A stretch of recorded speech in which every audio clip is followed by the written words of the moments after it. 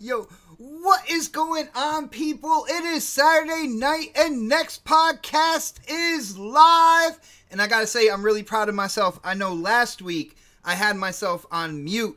This week, full on, beautiful start to the show. And I will pat myself on the back. But guys, we have a great show planned for you. And as I was putting out on Twitter all day, we have a new member. I am excited. This show might go down in history as one of the best next podcast shows ever, but we got to do the intros first. So I'm going to start with the dedicated gamer, the man who will get a concussion just to bring gameplay to the show, K Mega.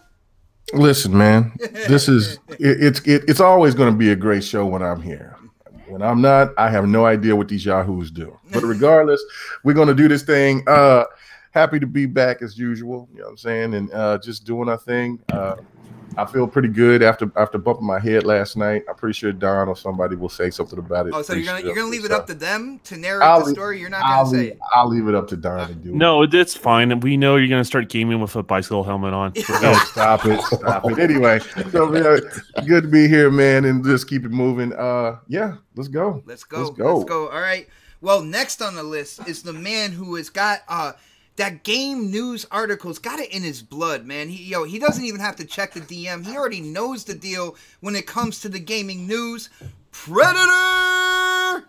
Yo, what's up, everybody? I don't even know what the topics are today, but I've been working and podcasting this week, so it's whatever. You know, Pred, if it was anybody else on the panel, like, I would be nervous right now. But you are usually into the gaming news. Like, you usually are the ones you're the one putting articles in our DM and everything like that. So I think you know what's going on. And I think you already have your opinions for what we're going to talk about, man.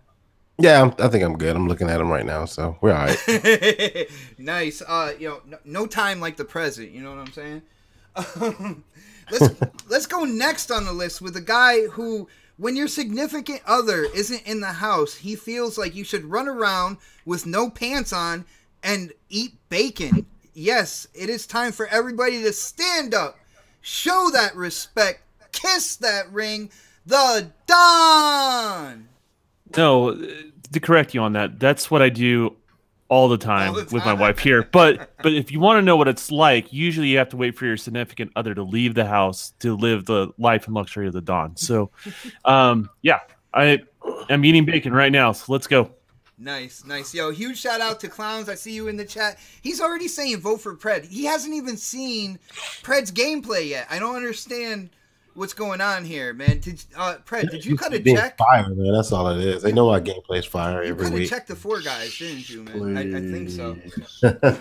Please. All right. Snubbed every week. Oh, man. All right, guys. Here it is. Here it is. The time now. We are gonna introduce our newest panel member. For people who have been following the show, you know we kind of go against the grain. We like to bring people into the show that you might not have heard of, who are have an awesome personality, very opinionated, know their games, and tonight's show is going to be no different. I am happy to introduce for the first time as a next podcast panel member, my brother Knoxximus. Yo, what's really good, everybody, man? It's a pleasure to be here, bro. Can't wait to get into these topics and get the show popping. So let's do it, man. Nice, man. I am really excited, dude. You've been on a couple of times. Every time you come on, one of the things I really liked is you had opinions, and you put them out there, man. You didn't get swayed, but yet you also have common sense, which, you know, is few and far between when it comes to some of the shows out there on YouTube. You have common sense. You listen to what other people say as well. And I know it's going to be a lot of fun going from this episode on. And, you know, like I said, feel free, share your opinions. Let it be known exactly what you think, brother. Oh no, absolutely, brother, absolutely. You know, there's a panel of guys that know what they're talking about. They know their gaming, and just like I'd like to share my opinions, man, I like to respect and listen to others as well, bro. Because you know that's how we do things, bro. That's how we That's how we keep it going. Nice. Huge shout out to the moderator of the year, UK Daz. He was like, Xbox, I'm glad you didn't say Sobsky. Somebody get a hold of Sobsky. I need him to be a special guest on the show for next week. So somebody let him know that we want him on the show now, and I want to see what Daz has to say about that.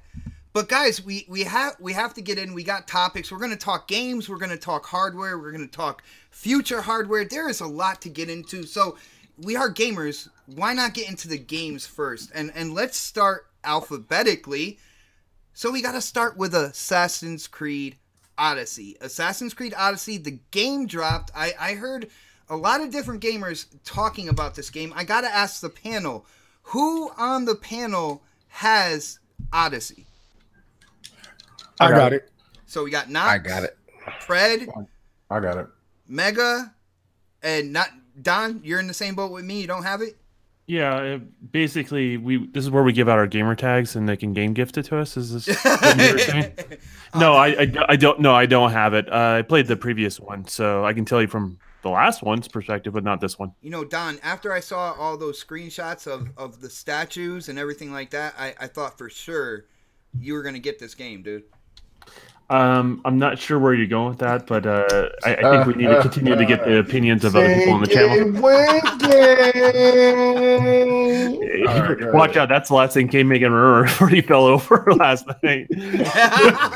Yo, Mega, watch out, man. He's just going to refer back to that moment. Like this I see entire this. show, dude. I see this. Guys, I want to point out, this is the gameplay that won last week. Do you see what's going on here? You guys voted for this. You know, what is he? I don't want to question your integrity. Yes.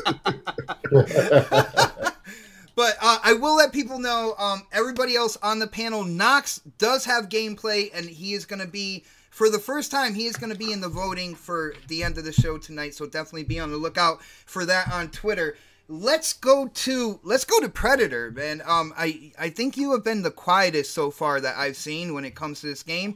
Dude, you got to let me know what you think about Assassin's Creed Odyssey. You know, what you like about it, what you don't like, you know, whether or not you think this is a good game, man. I'm loving it. I've been playing it. I played Origins and I beat that, and I won't lie, initially I was kind of on the fence about getting this because I kind of felt like it would be much of the same thing as Origins, and it's a totally different story, totally different gameplay. It's more immersive, I guess, if you want to put it that way. So I'm loving it. I've been playing it basically. Only thing I've been playing since I stopped messing around with Forza. I've been playing this the whole time. So and plus I got it on that Google Stream too, as well as Xbox. Had I known I was going to get it with that stream stuff, I would have just played it through that way. But is that stream stuff that good that you wouldn't have gotten the game otherwise? I mean, it works. I mean, I haven't had any. It works. I mean, like that's the best way to say it. I mean, if it was like really janky and stuttery or something like that, then I would have just kind of defaulted to playing on my Xbox. But since I got it on Xbox first and was about maybe a third of the way through it before I found out that I got accepted into the Google Stream thing, I'm going to continue to play it on Xbox first, and I'll dabble with it with the streaming thing. But I mean, I don't know if this is a topic list. I'm looking at football right now, but dude, you're multitasking right yeah, now I'm on doing next podcast. This and I'm playing Assassin's Creed at the same time. You need to pay the bills, but yeah, no, I was about to do that. I try to wait for an opening because you guys, your personalities are so big. If I try to cut you off, you get mad at me. Let's be real. Go ahead, man. Go ahead. But yo, huge shout out to my CCC brother Butcher Van hitting up the super chat. He put it in there. He said it's for Saturday Night Munchies, and dude, that would be great. But oh snaps took the car. I am stranded at the house. Maybe I can walk across the street or something. But you can get bacon delivered. Bacon delivered, man. yeah, huh. That's the life I live, man. Yeah. Wow, I'm moving to Utah, man. That's what it's about. Yeah. But huge shout out to Butcher. Yo, thank you so much for the support, brother. But yo, Pratt, I gotta get back to you. Yo, can you share with us what you think are like the high points and any low points so far in this game? Because I know when people are like, I love this game, you're really quick in going into what's good about it, but I want to hear if there's anything that kind of brought you back and was like, oh man, I don't know about that right there. It's a bit of a grind. Like you can just pay and, you know, pay money and kind of get everything unlocked if you really want to go that route. But if you play it the way it's supposed to be played, the original way, I guess, it's a bit of a grind, man. And so was Origins, but I think this is a little bit more grindier, just because there's so much stuff going on. And it's like, if you played Ghost Recon Wildlands, so they had that little, you know, the cartel list and had the different characters and stuff like that. It's got that in there as well too. You have to assassinate certain people to get to them, and I haven't gotten there yet, so I don't know what it's going to be. I'm assuming it's the main boss, but it's got that element in it. It's got RPG elements in it. So unless you plan on spending some time in this game, and you know me, I don't play games like this that often, where it just like The Witcher. I still haven't beat that motherfucker. So like I can't do these long games. So right now I'm interested in it. I'm playing it because there's nothing else out right now except for maybe Call of Duty, and Red Dead's coming out here in a couple of weeks. So I'm trying to force myself through this before Red Dead comes out. Why do you think? Do you think once Red Dead comes out? Because I've been hearing a lot of great things about that game, even though I'm not going to pick it up. Do you think that'll be kind of like the end of Assassin's Creed for you for a while?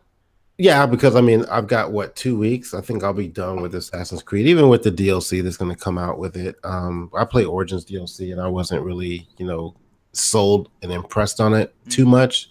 It's just, you know, a little bit more story, some extra skins, you know, and that kind of thing. So I expect more of the same with this. So I'm going to play the main story, fight through that, and then I'll probably be done with this and go on to Red Dead. And maybe like later on, like I guess, you know, like December, January timeframe when there's really nothing out, I'll come back to it and fuck around with it a little bit more. I got you. And I will let it be known for people, if you're new to this show, Predator, I do have to say, Predator played a ton of Origins, man. Like we were getting quality. I remember the gameplay, man. You were kicking ass in that game, and you were giving it to me, at least a section of it, like every week for a while, dude. Yeah, man. You know, I can only put in what I play, so that's what it's all about, man. Yeah. Dude, all right, let's bring it to the Rookie of the Year going on right now. An up-and-coming YouTuber by the name of Knoxximus. Now, Knox, I know you have Assassin's Creed. This is an open mic for you, man. Let people know what you're thinking about the game, if you like the game. What is the good and bad in your opinion, man? Well, I'm gonna keep it a buck with everybody. The game, in my opinion, the game is awesome, bro. I'm loving everything about it. You know, it does have its quirks. It does have like little glitches here and there where he'll, like, you know, jump off a rock the wrong way and it kind of breaks the immersion, or like he'll sidestep wrong on top of somebody when you go for a kill. But those are just little nitpicky gripes. Everything else that the game brings to the table is phenomenal.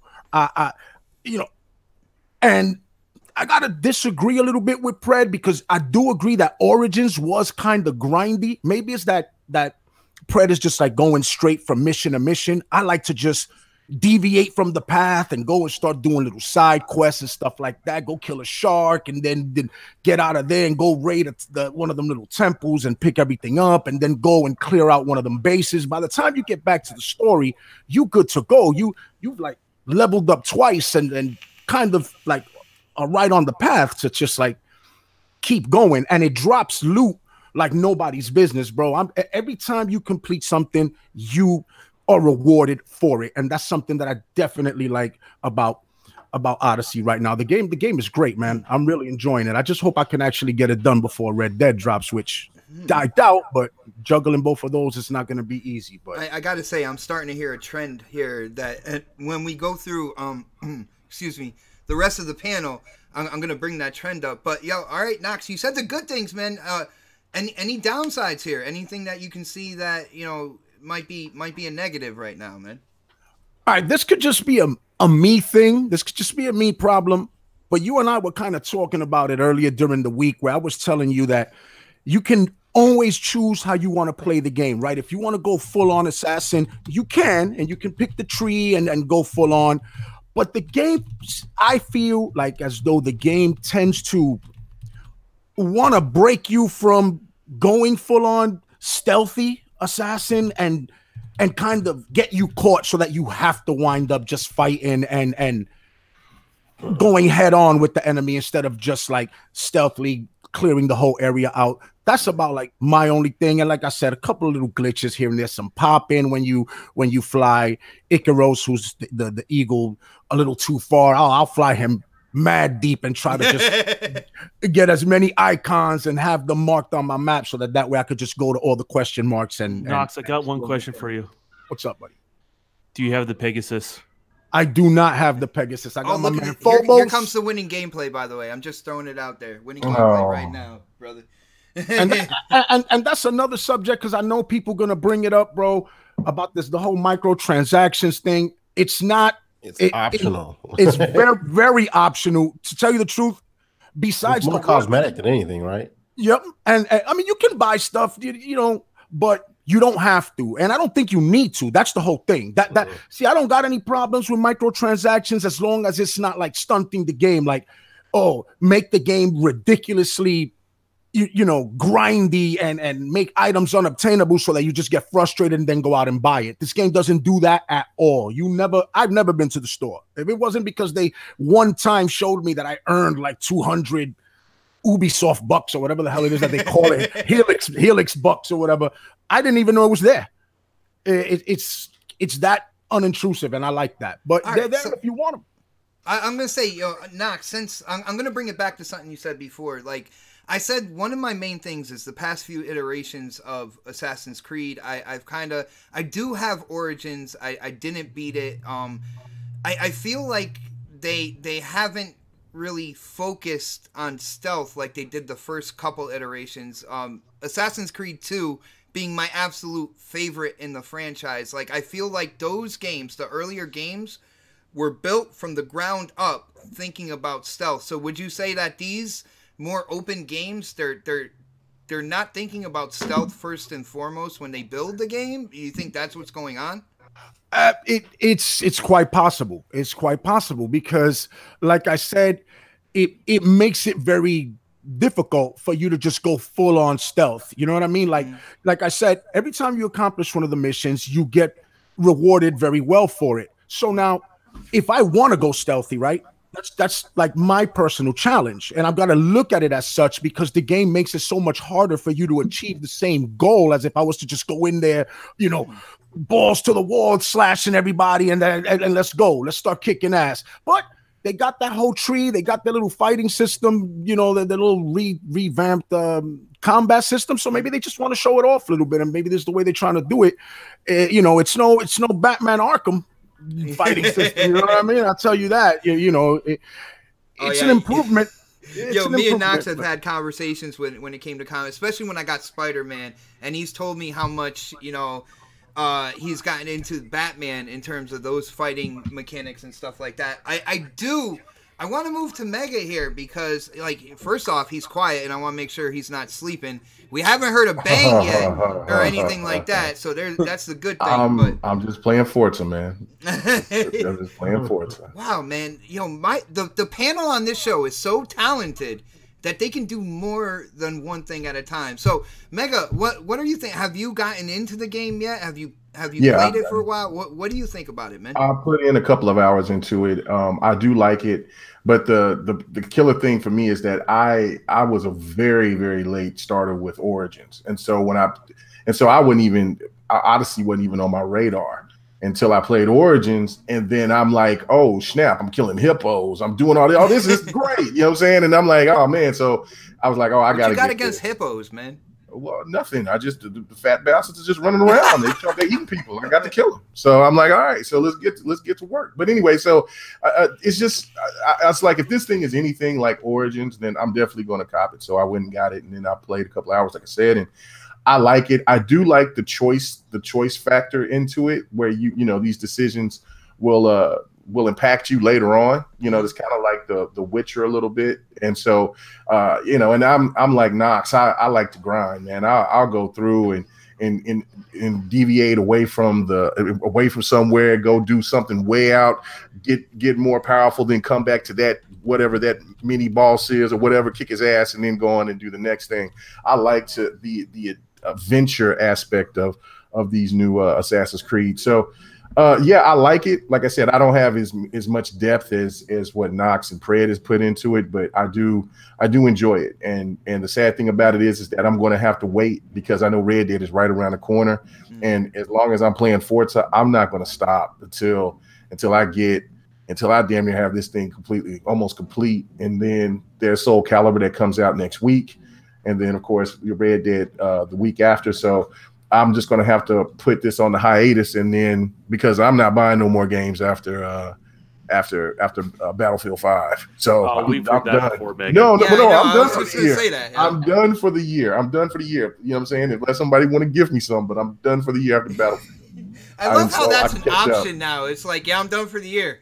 Unless somebody wants to send a code my way. I have no problem with that. You know what I'm saying? I appreciate any of that. But no, yeah. So I'll definitely catch up, and then I'll beat Origins, and then I'll jump on Odyssey. But yeah, I for what I played, I enjoyed it, and yeah, it's a testament to what they've done. Because I was kind of like, I like Syndicate a lot, but I didn't like any of the other ones, and and everybody tells me Black Flag is probably one of the best ones out of the old school, but I haven't gave Black Flag a chance. I'll say Black Flag to me was the last one that to me felt like they built the game the way that they did before time. Now I know they had the kind of like the ship fights and stuff like that and sailing from island to island, but there was like a certain sense of mystery. Black Flag was wicked, bro. Black Flag was dope. See, now you're gonna make me want to go back and play it. But like I said, I'm gonna be catching on that time when I'm done buying games. I'm gonna be catching up on quite a few of them. I'm gonna tell you, Mega. To be honest with you, bro, I hated the Assassin's Creed series, and because of Black Flag, I was looking for something to get on the on the Xbox when I first got the one, right? And my man kept pushing that game. Yo, get Black. I wound up buying every other game in the series and getting into the whole Assassin's Creed series because of Black Flag. Hold on, now was that Beast? Was that Shata? Nah, that was my man Sam Dingleberry, and yes, that is his gamer tag. Oh Sam wow! Dingleberry. Well, if he's on Xbox, he should be able to change that name. So yeah. I don't think he wants to, bro. We've been telling him for years to change it. He might not want to take that chance on the PS4 though. Yeah, I know. We will get into that as well. But I gotta go, Don. Man, you said you didn't pick it up. Now, people, people who follow me, people who watch like Crossfire and everything like that, I already voiced my whole thing on why I'm not picking up Odyssey. All right, it's the same reason why I haven't beaten Origins, and I really haven't been in to the Assassin's Creed franchise. But I gotta ask you, from what you've seen, what you heard right now, is there any interest in the game for you, or are you passing on this, and why or why not, man? A couple different things. One of the things I liked about Assassin's Creed is when they kind of jump times to a different place in a different region. When they had the Animus going on, right? Like no. Like for example, the first Assassin's Creed, we all know the setting. You had the second one, you're in Italy. Right, and then when they did Brotherhoods, I skipped out on Brotherhoods because it was still in Italy. I didn't want to do the same place again. I like the fact that they can keep making it fresh. So, obviously, Greece is different than Egypt, but the first things they showed, the first impression they gave me when they're trying to get me as a gamer interested in the game, I'm like, wait, that's the water combat that I didn't like from Origins, and the combat looks the same as Origins. I actually don't like the combat in Origins. I mean, it was fun and stuff like that, but the way they did combat before I thought was better. Yeah, they did tweak it though, Don. Yeah, and don't get me wrong, I enjoyed Origins. I played it a lot. Bot knows all the gameplay. I submitted as well when it came out, but I saw this and just like, it's not. It wasn't different enough. Did you hear how he was trying to steal your thunder right there? He's like, yeah, no, Bot got gameplay from me from that game as well, and he tried to steal that thunder. I just know a bot gets a little confused easily, so that's. Oh wow! I'm not getting any younger, people. that is true, and it's starting to show. Anyway, so yeah, so I mean, I enjoyed the last one, and but this one, like, to be full disclosure too, like my wife usually puts a stop on buying games around the holidays because she can't buy me anything. So I had to make some judgment calls of what I was going to buy, and that game went by the wayside, and it's still a possibility I'll pick it up. But I just at this time right now it's. So Don, are you saying you reached your gaming limit for the year? No, my gaming limit between now and Christmas. Okay, so that means... if I buy, because here's the thing: it's like I'm sure K Mega goes through this, right? If I buy every game that I want, which I normally can do, then she can't buy me anything. Right. So she's stuck in this situation like that. So if realistically, there's been times where I got game gifts and I got in trouble with my wife. She's like, damn it, now I can't buy it for you. So it's just one of those things on Christmas time, there's a certain limit of what I can get, and then I have to put a stop to it till the holidays is over. I think what's really going on here is Mrs. KTR, she doesn't want you to buy all the games because if you run out of games, then she might have to get you those assless chaps that you've been asking for, and she doesn't even want to. She doesn't want to. Yeah, well, I wasn't asking for them, but I do have a collection. Yeah. As far as that's concerned, no, she just if you buy everything for the holidays, then she can't get you anything. It's real basic. Even when it's been married or in a serious relationship, they know what that's all about. So right. Yeah, and huge shout out to my better half, Snaps, because she surprised me yesterday. She came home with a GameStop bag. I opened it up, and it was none other than my boy Cade 6 and the Last Stand statue that I didn't get when Forsaken came out, but she gave it to me yesterday. Yeah. Yeah, I heard. That's the way I heard it in the DM when you typed That's that how out. I said it. That's exactly how I said it too. All right. Well, I also got to give a huge shout out, to the chat. The vape police is in the house. I feel like this is becoming a thing with the show, and I absolutely love it. I have no idea. There's some times where I go to the other side of the room and do the smallest little vape. But Daz, I know Putin. Now we got Shizno Elite. They all hear me now. This is crazy. But you know what's even more crazy is I came up with a series of signature flavors, and you haven't tried any of my vape flavors. All of your choices were horrible, by the way. No, I have 4 flavors named after me. No, and none of them, man. But guys, let's move on. We're talking about Assassin's Creed here, and we are going to go into Black Ops in a little bit. But I want to ask you guys something, because there is a stigma out there with something that we touched on with talking about Odyssey, microtransactions.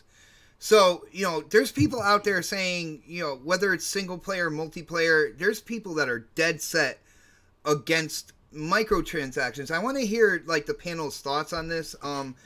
We're gonna start with K Mega. Mega, it's single player. Odyssey has microtransactions. Like, how do you feel about that? Is that a negative point now for you as a gamer? And is there any way with a single player game that they do go overboard with microtransactions? Because it looks like it's going to be a thing now, man. Yeah, I mean, it is a thing. They're just it's something like Pred said. It's like some people will play the game and they don't have the time to go in and do the grind like somebody that might have the time, or if somebody that just makes themselves have the time. So they just want to kind of get through it, just get that achievement. If they're achievement whore, then they'll do that. Or if they just want to just have that accomplishment of just wanting to beat the game and saying they beat it, that is an option. It's a single player game. It doesn't bother me either way because it's not affecting anything that I'm doing or going to be playing.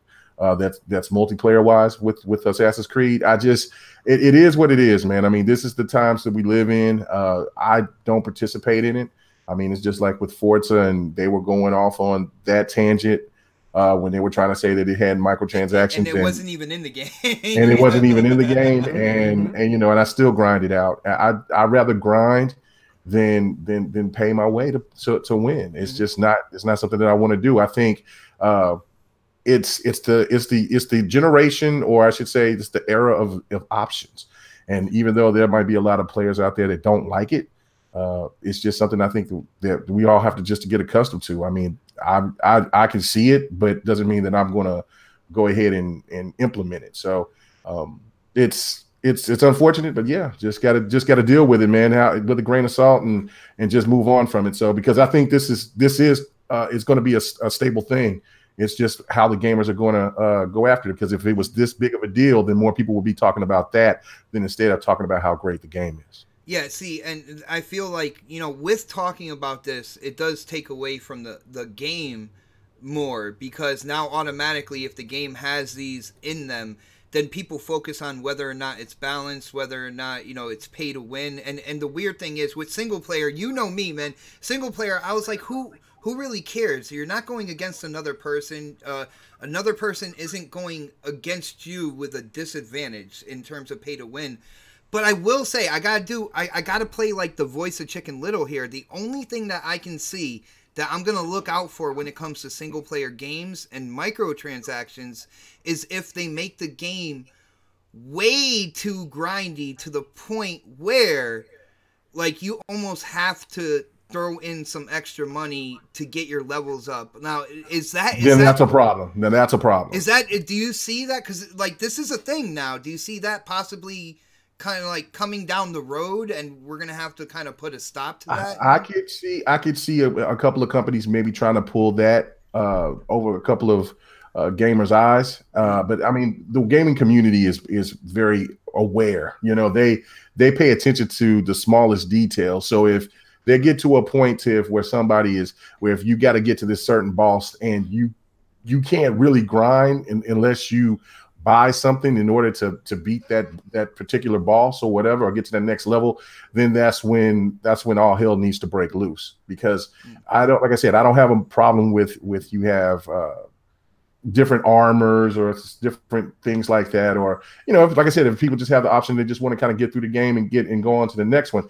But if once you take away the element of people that are entertained and happy just to go through the grind and beat it the old-fashioned way, then that's when we have a problem, and that shit needs to be nipped in the bud immediately. I got you. And I wanna shout out Shizno Elite in the chat. He said it's only a grind if you don't enjoy the gameplay. In that case, why are you playing? I gotta say, Shizno, I agree with you, but when it comes down to a tactic, to a certain extent, when they purposely drag a game out, no matter how much you like the gameplay or whatever, if the story doesn't move forward, if you're not like going into new things, fresh kind of like ideas or sequences in the story, like then they're purposely, kind of holding you back and hoping that you throw down that money. That's where I would see that in. If I have to think negatively, and this is a no doom and gloom show here, but we gotta think about things like this, in my opinion, and that would be the only downside. So I want to go to Predator.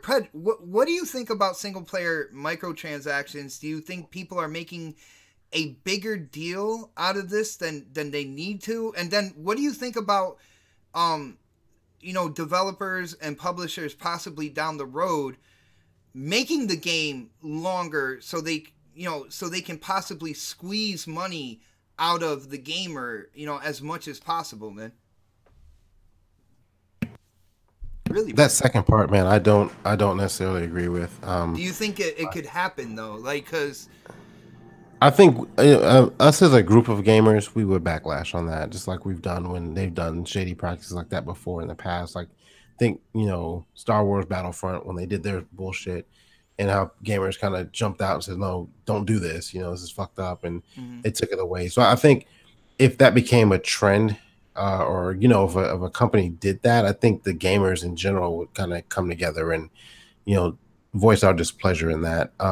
I could see them, like Megan was saying, I could see a game like a couple of companies doing something like that, just to test the waters or something, and pulling back later. Like, I think, like with me, like the whole single player microtransaction thing doesn't bother me. I mean, I know it helps them, get income for games to do other things with them, or for, it helps pay, people to do shit basically at the end of the day. So there's certain games that it works great on, like Fortnite and stuff like that. And there's certain games that I think like, it's not necessarily needed, but I understand. Like Assassin's Creed, like you don't need it. I mean, you can grind it out and get all that shit in the game anyway, but it's a quicker way for people to kind of, complete a game or get further along when they have a limited amount of time to play a game. I think my biggest issue with it would be, let's say like an achievement is locked behind a microtransaction. Like you have to have something, you have to pay for something to get an achievement based off of what that's actually against the terms and agreement. You don't have. So that zombie game, the Metal Gear zombie game, tried to do that, or they did do that. And they get in trouble from Sony and Microsoft because that's actually not allowed.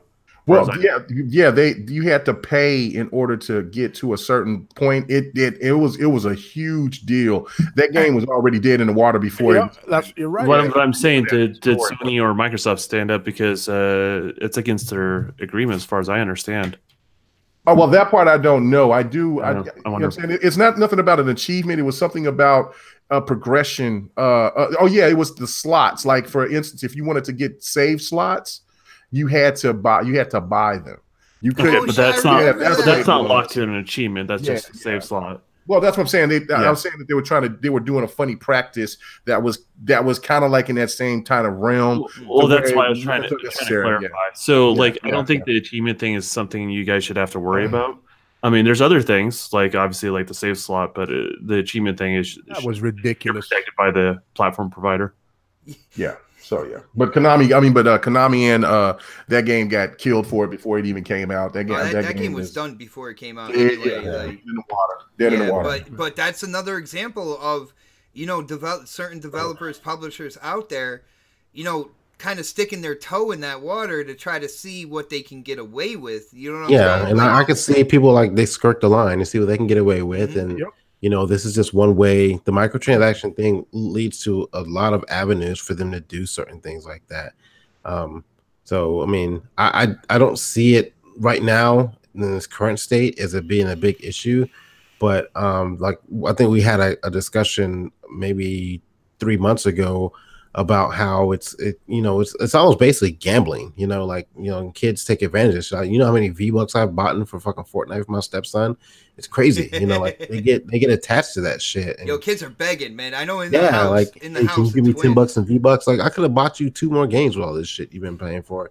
But it's just a skin. They think they need this shit to make the game better. And it's just, cosmetic shit most of the time. So I don't know. I mean, it doesn't bother me per se, because I just choose not to buy that shit, but some people just get addicted to it and they feel like they need it. So, well, like I said, when it comes to single player, as long, like, one of the big things is we're not going against other people, and so they're not offering anything where you're going against another gamer and that gamer has a disadvantage because they didn't have enough money to put in on things. So I'm with that. But I do gotta kind of keep a level head and see what might possibly happen in the future. So, Knox, I want to know what you think about this. Single player games, microtransactions. Like when this first came out, when microtransactions first came out, it was like multiplayer stuff, and I know a lot of people didn't think it was going to go into the single player game, but it's here. It's been in a couple games. It's not going away. Developers are going to make money off this, and a lot of developers, they deserve it. But I want to know what you think about, the single-player microtransactions. But then I want to ask you the same question as the rest of the panel. Do you see that maybe down the line some developers will try to kind of stretch that game out, and kind of get more people to put money into stuff so they can get their levels up and stuff like that, so they can get more money, man? Well, any business is always going to try to maximize their profits, right? There's always going to be a slick Willie that's going to try to give you the least, and maximize it to the most, right? But like K Mega brought up, that that Metal Gear game, it was dead in the water. It showed, hey, don't do this. Don't make it intrusive like that. Don't make it game breaking like that. Me personally, I don't mind microtransactions as long as they're done correctly. Like Odyssey is doing it correctly. As long as it's not game breaking or pay to win, yeah, don't make it so that you can buy the best gun in the game. Now, granted, they can say, well, yeah, everybody can go buy it. But it's game breaking when you do that. You know what I mean? It's in a multiplayer game. You don't want that. And gamers, they've spoken, man. They won't buy your product, bro. And developers don't want that. But I know that they do need the microtransactions, bro. The cost of gaming hasn't gone up in forever. I mean, I don't even remember the last time it was like, they were like, what, $49, and then it went up now to the $59. I don't even know how many years ago. That was the beginning of the 360 era when it went to 60, right? Yeah, yep. If I'm not, yeah, that's a long ass time ago, man. Yeah, bro. That's damn near what, almost 13, 14 years, something like that. It's a long time, man. And they got to make their bread. So I get it. You know what I mean? Just do it correctly.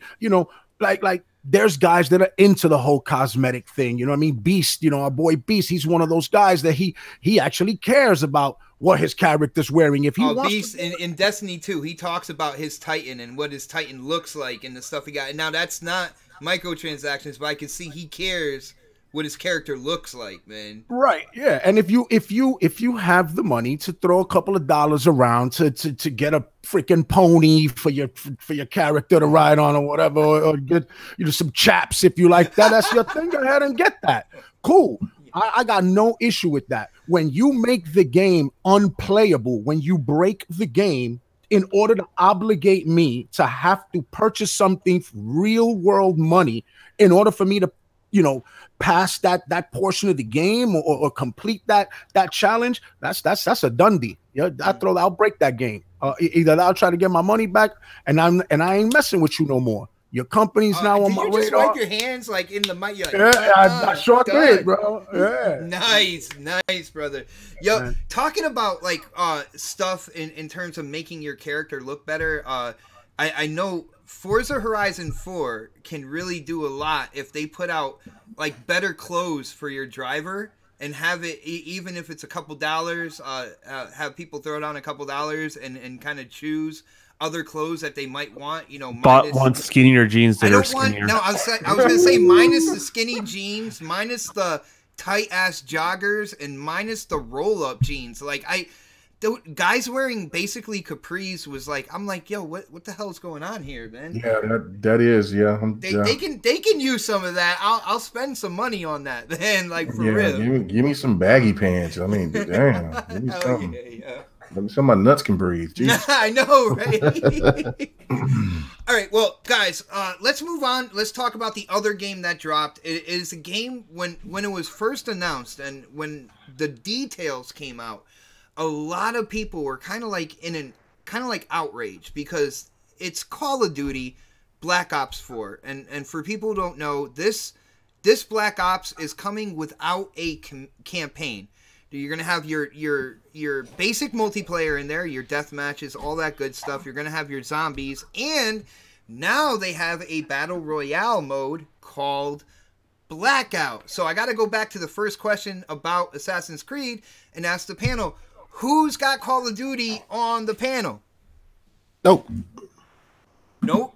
Crickets. Oh my goodness. Yo, we have officially entered the Twilight Zone because I am the only one that has Call of Duty Black Ops 4 right now. Now, I didn't buy it. Oh, Snaps bought it, and we game share. But I do have it, and I have played Blackout. So I don't know. I'm gonna go down the line here. Don, like, no Call of Duty this year. What's going on, man? Man, you know me. It's like I buy one every leap year. Yeah, but this one came out with Battle Royale. That wasn't enough to get you. No, I admitted the Battle Royale is good in it. I did try out the demo and all that sort of stuff, but outside of that, I'm not really that interested in purchasing it. I play Call of Duty for the campaign. I never play for the multiplayer. People think those people don't exist. I'm one of those people that does exist, And when I'm done with the campaign, I put it back on the shelf, and then occasionally I'll play the campaign again, every once in a while. So just like a good movie or a good action movie, that's kind of how like I treat those games. And they don't have the thing that I'm not interested in, or the thing I'm interested in the most. So I'm, I can skip it for it's no big deal. Like I don't feel like I'm missing out or anything like that. All right, I got you. And you said you played the Blackout beta, right? Yeah, and it's like here's the thing: I'm not a big battle royale person. I'm not a big Call of Duty person, but it's good. I'll admit it. I can see where they did a really good job on it, and it's one of the best, I think, battle royales out there. There's a reason why people keep saying gloom and doom to other things, because it is a good game. But it's not enough to suck me in. It doesn't replace a campaign for me at all. So all right. Well, let's go to the rookie of the year. We got to go to Knox here. Like, Knox, I don't know your history when it comes to Call of Duty. First off, are you a Call of Duty fan? And then, after that, you might have like that good reason as to why you're not playing Black Ops 4 right now, man. All right, so like the Don, I'm one of those few people that I enjoy the campaigns in Call of Duty. This one is not offering one, so that kind of just took it off the table for me. I'm not the biggest Call of Duty fan, but my wife loves the multiplayer. So I usually buy them so that she can enjoy the multiplayer, but she also likes the campaign. So now I told her, hey, this game just dropped yesterday. Are you interested in it? But it doesn't have a campaign. It has this new Blackout mode, which is a battle royale mode. She was like, no, I'm not interested in it then if it doesn't have a campaign. So I definitely won't be getting it. I am not a fan of battle royale. I am not a fan of Call of Duty's multiplayer, and it doesn't offer the campaign, which is what I am a fan of. So, wow, that's like 3 strikes, you're out right there, man. Yeah, that's it, bro. That's it for me. All right, well, yo, Predator, what's going on with you, man? Like, I know you do like, games where you got the gun in your hand, all that good stuff. What's going on with Black Ops and you right now? I just got too much other shit to play.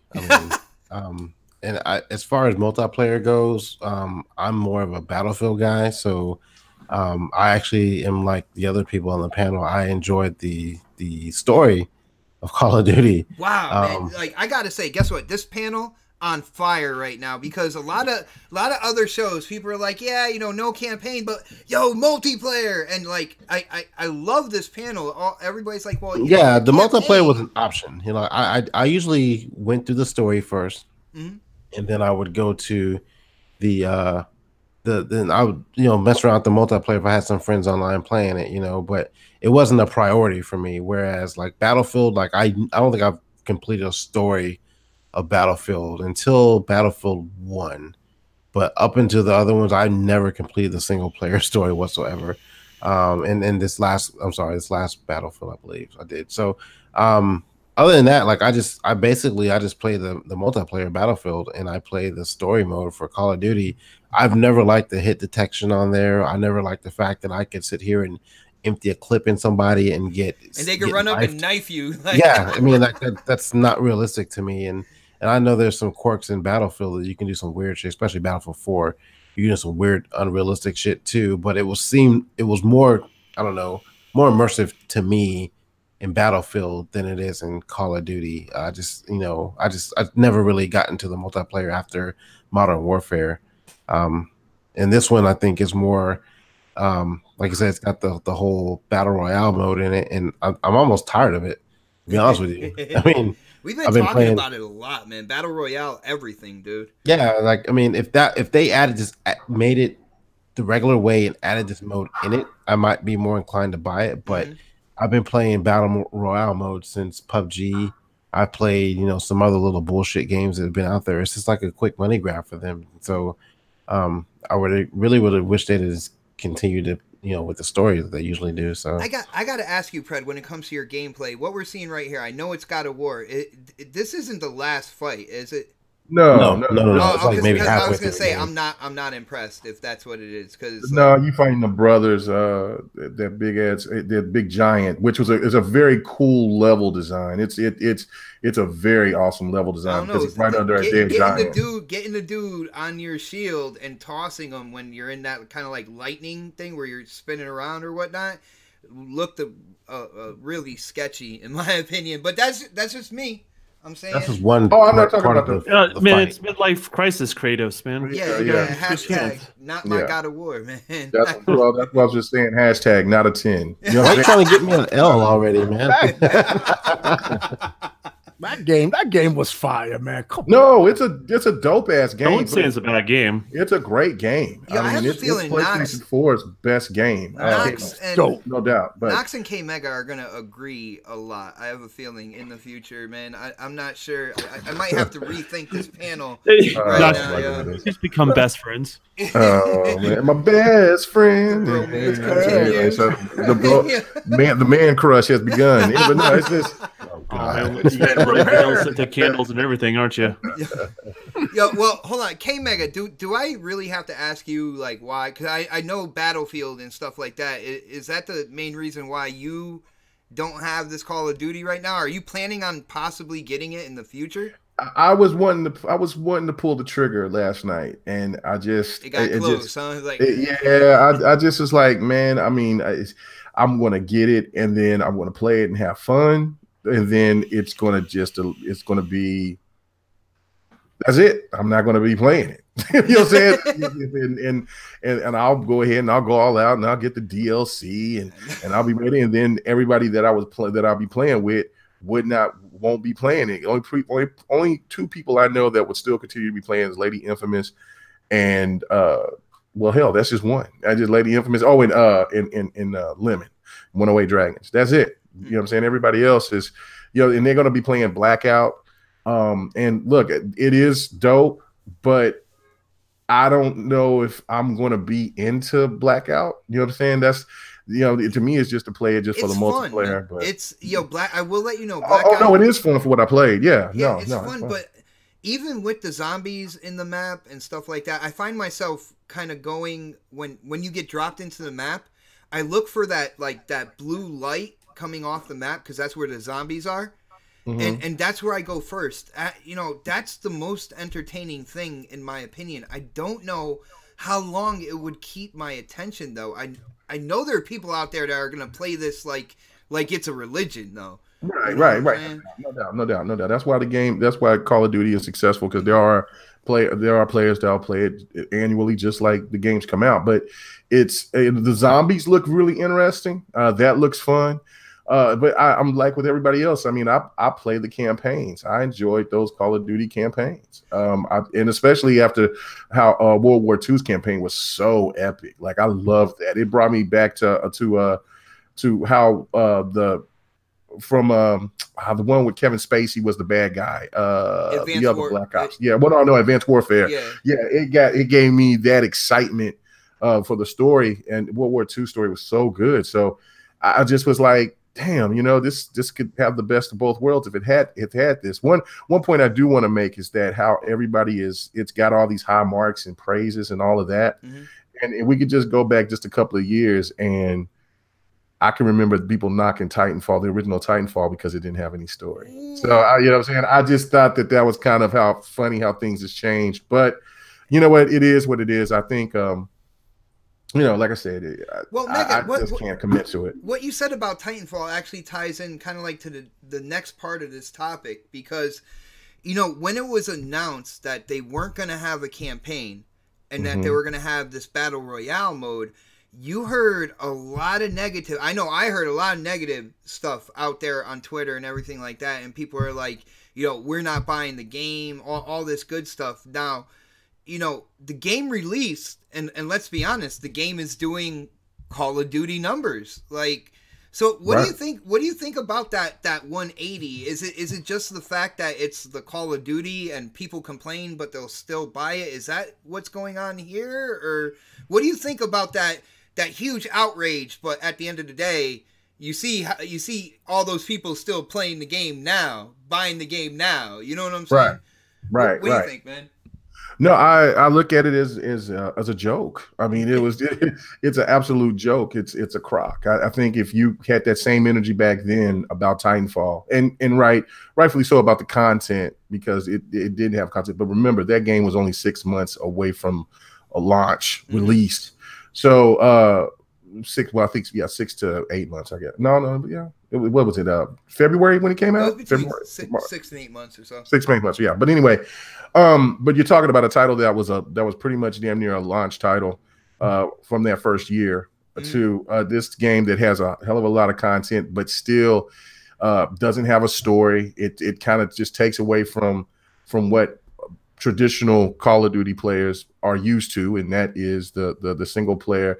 With that, it's just like Fred said. It's like, look, this would have been no brainer for me if they added a campaign. It could have been a short campaign, but I would have bought it right then and there. Like, hey, it's got this campaign, it's got blackout mode, plus it's also got the multiplayer. So yeah, let's go ahead and let it rip. Let's see what this game is about. But to me, when I first heard it, it disappointed me because I'm like, look, this is nothing but a money grab to me. But I see that they put a lot of effort into it, and it is what it is. And it seemed like that they're trying to go and cater to the PUBG and the Fortnite group. Basically the younger generation of gamers that basically go in, they don't really care about a story. They want something competitive, something quick, something satisfying, kind of like in that realm. You know what I'm saying? Right. And so that's the one thing that you see. So if this is really successful, I mean, what kind of future do we see with other iterations with Call of Duty? So it kind of makes me a little nervous.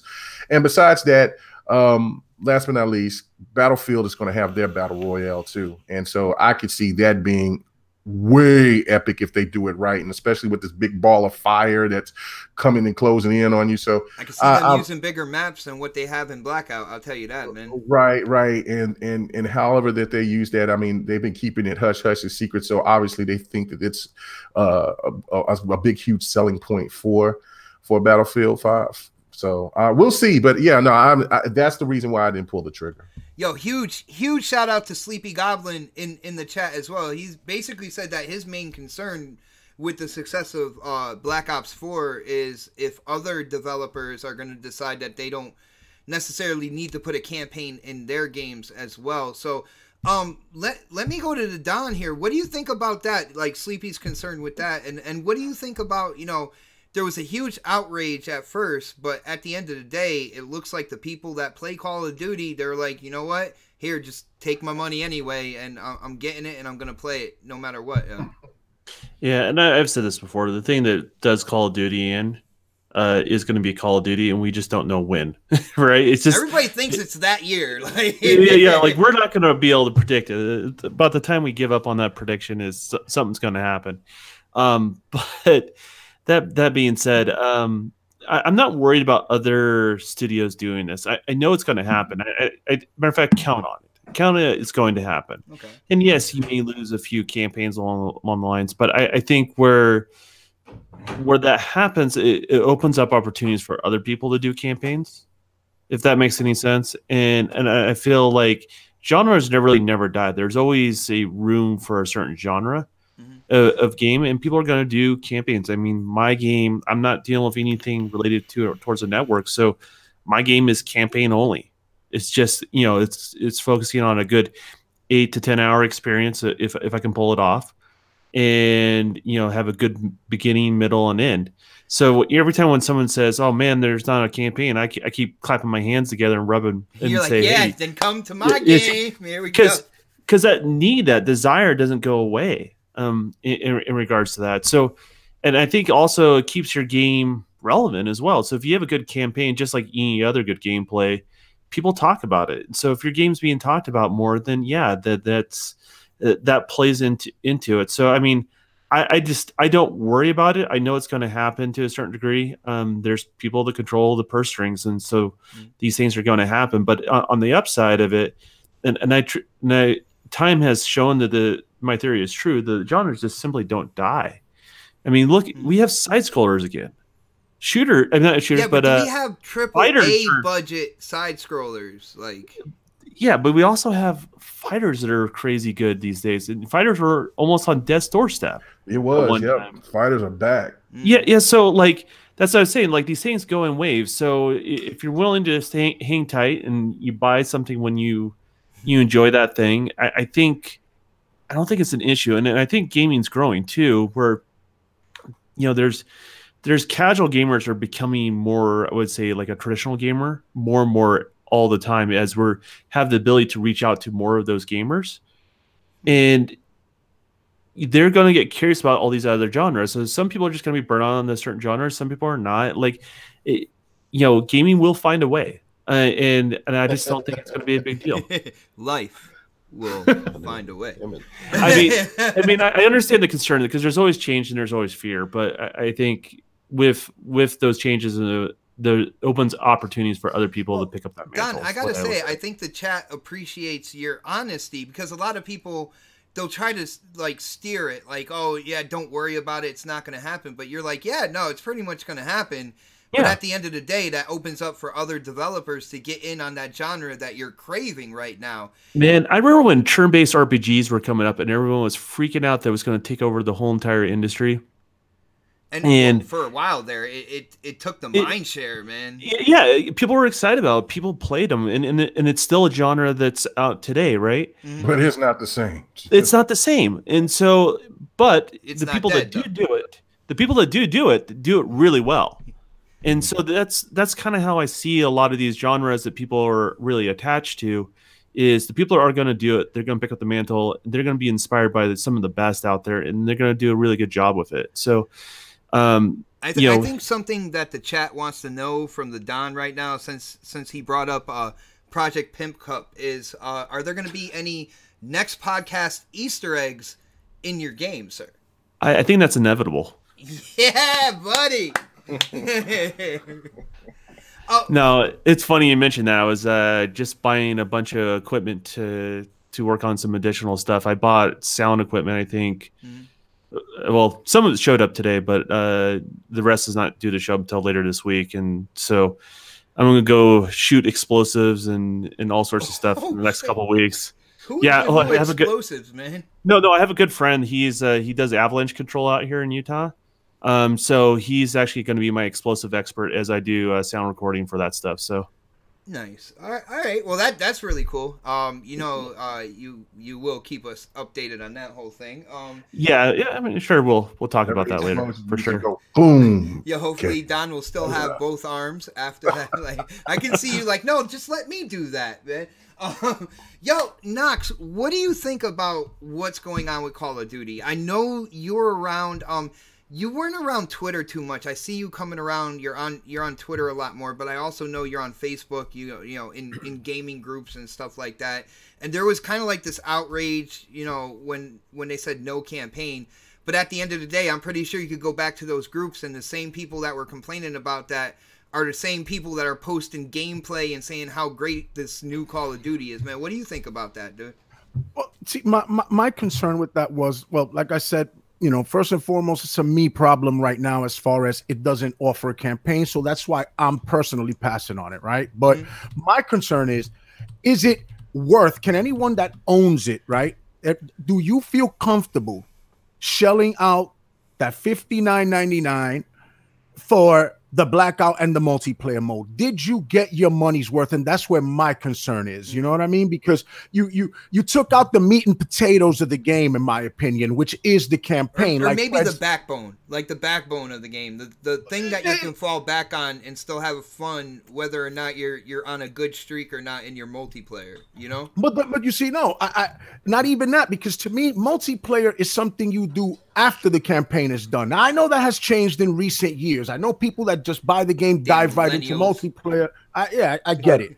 But in my opinion, the campaign is the meat and potatoes. The multiplayer is the add-on, the little extra expansion, so that you just don't put the game down just quite yet. I used to like the way it was, where you played your campaign, you played a little multiplayer, a little while down the road, you got some DLC coming. If you're interested in it and it's appealing to you, you go ahead and you go grab that. You shell out the money for it. If you don't want it, don't buy it. I like that approach. Now that has changed. Now, like I said, they want to maximize profits. I know that they save a lot of money on, not having to make those campaigns. Well, I heard they were making a campaign, but for some rhyme or reason, something fell through and they had to do something different. Like, they weren't going to have it ready, man. So then you're telling me that's coming out as an expansion that's going to be free of charge for everyone? I didn't hear anything about that, but that's a great question, though. That would now you tell me that happened. I might go pick it up. Maybe it'll be cheaper. Maybe they'll drop it and release that campaign plus everything you get now and charge you $40 for it. Somewhere down the road. I didn't even know that was a thing. But if they're gonna release a campaign, so then charge you $30 for it, but then you already ripped me off because I paid $60 for the other half. Yeah. Right? Yeah. If multiplayer is one half and campaigns the other half, you just charge me so you're gonna make $90 on. Nah, man. Yeah, because it's $129 for the Ultimate Edition. God damn. And what the hell comes with that? I mean, you get the DLCs. I guess they have something kind of like in Black Ops. A housekeeper for a week. That needs to come with a shorty that rubs your feet. I know, you know what I'm saying? But I mean, yeah, just look it up. Like, you want to get the Ultimate Edition, it's $129. I said, what the Jesus? Nah. I said, what? Man, I was like, So, all right. That's crazy. Yeah. All right. Well, we can move on from that. I feel we could talk about Activision and their practices when it comes to Call of Duty. We can talk about that. We can make a whole show on what the hell they do with that franchise and how people still buy it. But we are going to move on, and I want to move on to a rumor about new hardware. And this rumor, I don't know. It's got some legs on it, but I don't know what's going on. I need to hear your guys' opinions. Now, the rumor is that the next iteration of Xbox and PlayStation may be bundled with some type of tablet form for the streaming services that both companies have, whether it's PlayStation Now or whether it's xCloud on the Xbox side of things. And I've seen a couple articles on it. People are like, the people who are reporting on this are kind of like, this really could be a thing. I want to go to Predator first, because Predator, he gets into the gaming news and stuff. First off, Pred, did you see these articles out there talking about how there might be a tablet in with these systems when they come out, Project Scarlet and PlayStation 5? And do you think that would work if they're using that for their like streaming services and whatnot, man? I don't think that Microsoft would do that per se, because they have the Surface, they have the operating system that pretty much everybody uses. They do have a now. patent for an Xbox tablet that they have been sitting on for a long time, though. Yeah, but I mean, if they're doing streaming, I can stream now. I mean, with Windows, so I don't need to buy a specific tablet to do that with. Because again, like Windows 10 is in everyone's home pretty much. I mean, I'm sure everyone on this panel has Windows operating system on their computer. So if you're streaming through Windows or through Internet Explorer or whatever you're using, you have that on your system already because you have that operating system. So selling you on something you don't need necessarily just to play games, I don't see Microsoft doing that. Now, Sony, on the other hand, may go that route because they don't have the infrastructure for that kind of thing. So I can see them selling you on a tablet with God knows what operating system they're going to use on it, but maybe it just be like their PlayStation setup they have now. But I could see them doing it more than I could see Microsoft doing it, because I think Microsoft and even Google, they have their infrastructure in place already for it. So it's easier for them to make that transition to streaming than it is for Sony to do it. Well, Pred, I got to bring this up, man. We got to look at the past here. 2013, the PS4, the Xbox One came out. We know that the PS4 had plans to be bundled with a camera. All right. And people now look back at the beginning of this generation and they talk about, gimmicks, with the Kinect and putting the Kinect in with the Xbox One, making sure everybody has that and whatnot. Do you really think, that's what gets me about this? Do you think there would be, if they did do this, there would be kind of like a gimmick type backlash? Do you think it would work if they put something like that in, no, standard with would it work Scarlet, for them? Yes. For Xbox, no. I mean, Sony can get away with anything, man. If Nintendo can sell you cardboard boxes, and I'm pretty sure Sony can sell you on something like this, because they've got 80 million consoles out there right now. So people are invested in the ecosystem right now. So If they come out with something like this and says, "Hell yeah, free streaming," or whatever they're gonna do with it, I mean, I think people would gravitate towards that. It depends on what it actually does. You know what I'm saying? Like the resolution, the frame rates, you know, what it looks like. I mean, but I would say, let's just throw a wild number out there. Let's say out of 100 people, I think like 80 would go out and buy this. Really? That's a pretty high number, right? Because they're going to upgrade. I mean, especially if they do forward and backward compatibility with it. I mean, I would assume that most of the casuals, when it was time for them to upgrade to something, they would stick with the system they know, and just go ahead and pick this up because they already have it. They know what they're getting, and try it out. Like, it won't be a failure until after they pick it up and buy it. You know, so they'll take the risk, and because it's Sony, they'll take the risk and do it. And if it's a failure, then they'll just chalk it up to the game. But I don't know. Even Sony has limits. Like when they saw the backlash with the Xbox One, they went behind closed doors. So like, all right, take the camera out, drop this by $100, and that's what we're gonna announce. You know what I'm saying? No. Well, this has been tested though, so like, you know, Sony doesn't go. They don't jump out in front of shit except for VR, which in actually saying that now, Oculus Rift and Vive are already out, but like they don't put their necks out there like that and try and jump forward in the gaming. They just wait for someone else to do it. But like Nintendo's done this. They've had a tablet / you know, what do you say? It's a handheld. What you call it? World's most powerful handheld. The world's biggest hustle. Nintendo Switch. No, that was cardboard. For years, that was cardboard. I mean, the Wii U too. But like they've done it, so they've been able to get away with it. And I think Sony sees that Nintendo does it. They can probably come out with something similar. And if it's like, you know, 1080p, maybe 1440p handheld, they can do something like that. I think it would sell well. To me, out of all the rumors that are going on right now, and this is a really, like, we're getting close to kind of like the next iteration of hardware. You know that with the rumors that are buzzing around. This was a weird rumor to actually gain any kind of legs, in my opinion. But like I said, it's doing it, and I'm scratching my head here trying to think of how it would work, how they would. It's almost like a weird beard. It's a weird beard. Why are you yelling at the mic? Well, Don, what do you think about this? You know, being a developer, you know, you're developing your game. You have to get it on hardware. Like, what do you think about the possibility of these systems coming with a tablet-like device for their streaming services? And because the only way I can see this work, I'm trying to hold my thoughts here.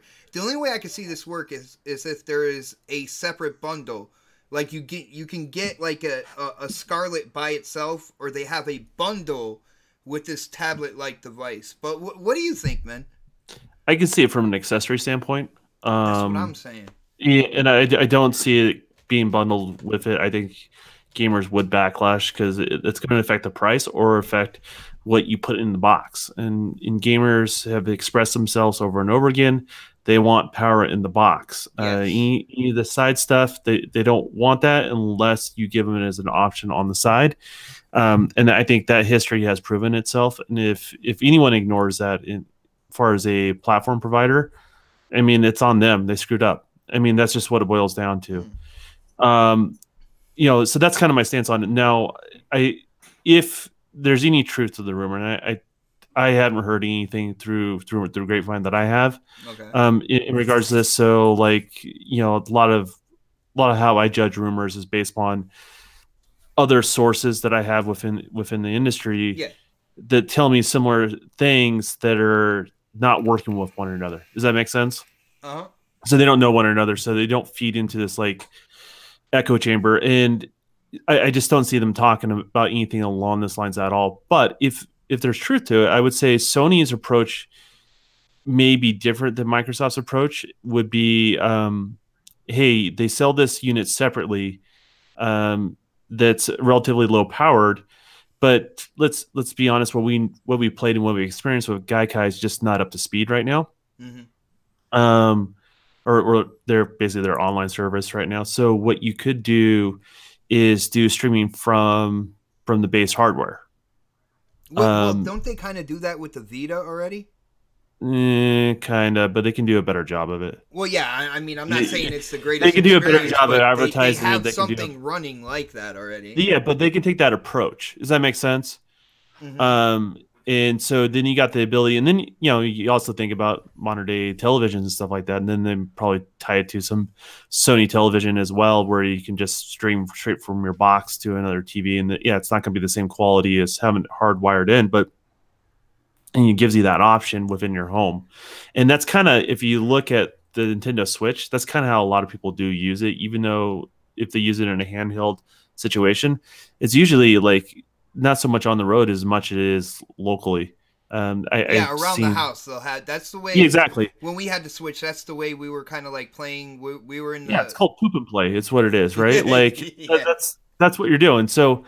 I can see it from that perspective. I see Microsoft doing it from a different perspective because they have dabbled a lot in the hardware space on the PC side of things with their Surface. And if you look at the Surface Go, you can imagine them doing a more affordable version of that is an accessory that's like an Xbox branded thing that can be just streaming, or you can do some on local hardware for better results in your home. You can have the option of both. From Microsoft, and that opens some doors for them. And you can pair it to a Bluetooth. They already have the controls hardwired into tablet controls as well. Mm-hmm. So I mean, there's really the sky's the limit on an accessory standpoint, but all sorts of limitations if you bundle it with the hardware you're going to be purchasing. All right, Don. Now check this out. The only reason why I'm kind of like flirting with this idea is because we know about the Scarlet Cloud. They mm-hmm. talked about that streaming device and how it's going to have hardware in it to help cut down latency. So, with that being said, I can see them developing a tablet-like device and having an option with, like, the true kind of like console Scarlet and having a bundle with that tablet-like device that they made, also being able to sell it separately that has some of that hardware in it to cut down on latency as well. I would just look at it as kind of like a Halo product, right? If you look at the Xbox One X, that's considered what they call a Halo product. They talk about this sort of stuff in the car world all the time. Like they don't make any money on a Bugatti, right? But they get a lot of attention from the company that owns Bugatti from making that technology. Actually. Yeah, it's Volkswagen. Yeah, so Volkswagen makes money, but they make the money on the back end, not on actually selling the car. And so that's kind of how I looked at if they're going to do something like this, it would be more like a Halo product in the sense of like this is the best streaming device out of all their streaming devices. And it is something completely separate in regards to that. And I don't know what they mean by Scarlet Cloud and what they're talking about. Maybe they're talking about that's the performance profile index they're going to be able to stream in that particular situation versus a bunch of Xbox One S's duct taped together, sort of scenario. I mean, and that's just so you guys pictures, man, of just so you guys know that's how it. That's kind of how a lot of the streaming stuff works because the developer just has to develop for the hardware that they have, and basically they take that version of the game and they divvy up what they call predictive rendering, and so they try to pretend that they try to predict what your next move is going to be, and so they'll have that in a buffer to help reduce the latency, and that's how it goes. That's why like the technology is more expensive than just selling someone hardware, but at the end of the day, I could see it being a feasible possibility. I just see Sony and Microsoft having slightly different takes on it and how they would accomplish it. All right, I want to give a shout out to So Shady in the chat. Basically, he's saying that the hardware for latency isn't needed. He was like, "Look at Google Stream; it's a browser." And brother, I hear you, man. You're making a great argument. The only thing is, Xbox has already come out and stated things about that Scarlet Cloud, that smaller system that has that hardware to help cut down on latency or whatnot. They already like kind of said things about that. And I've said this about latency. Some people are just not going to care, and some people are going to. Like, there's different customers out there, so there is going to be a latency difference with streaming. You can't do it. You can't do streaming without latency difference. All you can do is try to narrow that gap. but the gap is always going to exist. So to say that they don't need to work on that, no, they always need to work on that. Yeah. For that customer base that wants to use that as an option. All right, I got you. We do got to move down the panel here, so I want to hear from Mega on this. Like Mega likes to spend money on gaming things, devices, hardware, stuff like that. So Mega, what do you think about this rumor of possibly having that like streaming tablet in there with the Scarlet or the PS5? Do you think like, because I'm not hearing it as an option, like the rumor is they will release with that. Do you think that would work, or do you think that they have to have an option where they have your system and then they have a bundle over here with a system and that tablet type device? What do you think, man? Well, first off, I just wanted to let people know, because there was people that was enjoying the oh yeah, you got Sonic's vote for like ever now, man. And Shady, they and Sonic made the mistake of saying that this was Don is not creative with his gameplay. So no, Transformers belongs to me anyway. So thank you very much, guys. But no, I don't see. It's weird, right? Yeah, I just don't see them doing that. If they did, they would need to go balls to the wall, and that tablet needs to be 4K, not 1080p. Yeah, I mean that just makes more sense to me. Like if Xbox is coming, if the Scarlet is going to be what they say they're going to be, like it's going to be more powerful than its predecessor, or well, not the predecessor, but its competition. Then, no, you're right on both. Yeah. Well, yeah, it's going to be better than on its predecessor, but I'm just saying, in its competition. Yeah, both. Yeah. So. Yeah, but the thing of it is if it's it needs to just go all out, and if it's going to have a tablet like that, then it needs to not be 1080p. I mean, because then that leaves You're room. The first person like with that I've been, because everybody should know, like we talk behind the scenes like throughout the week and stuff like that, and I've talked like crap, mooch, and all. You're the first person that said that if they do this, they should go 4K with it. Man, I gotta give you props for that, dude. Yeah, well, thank you. I just look at it from the standpoint, if that's we already know the system's going to be 500 plus. We don't know what Sony is going to do, but if you're going to, but since you have the Xbox One X and you have the S, you also have the option and this Steam box that's going to be around as well. Then you have options, and you can afford to go a little bit higher because of the X. Now, if the X was anything, it was the same as the PlayStation Pro, then it would be a horrible decision to go over $500. But I think that if you would go balls to the wall to have a to make it a true all-powerful 4K machine, then the tablet that would have to come with it has to be 4K as well. Like I said, I don't think it doesn't make sense to me, because like Pred said, you have all this other streaming stuff. You can stream it to anything that you want to. But it makes sense. And like, you got to give Nintendo props, because, hey, you know what I'm saying? Nintendo was ahead of the curve. They opened the door. Like, again, Nintendo is doing their thing. So, like I said, I don't think that it could happen. But yeah, no, I mean, I'll be all over it. If you have a tablet, you could take it anywhere with you. And then I would think more if what they would do is probably bundle that little Steam box with the Scarlet, and that way you could put it to any device that you have and stream it from there. That would be like PlayStation TV almost, even though with PlayStation TV you're streaming from your PS4 to another TV in your house with that little box. I think the mobile stuff with what we're seeing, the tablet, it gives it that mobility that people, said that they wanted because they're buying Switches. You see how many people are playing Fortnite on different mobile devices and stuff like that. I think that if they do this, at least as an option, it covers that mobility aspect.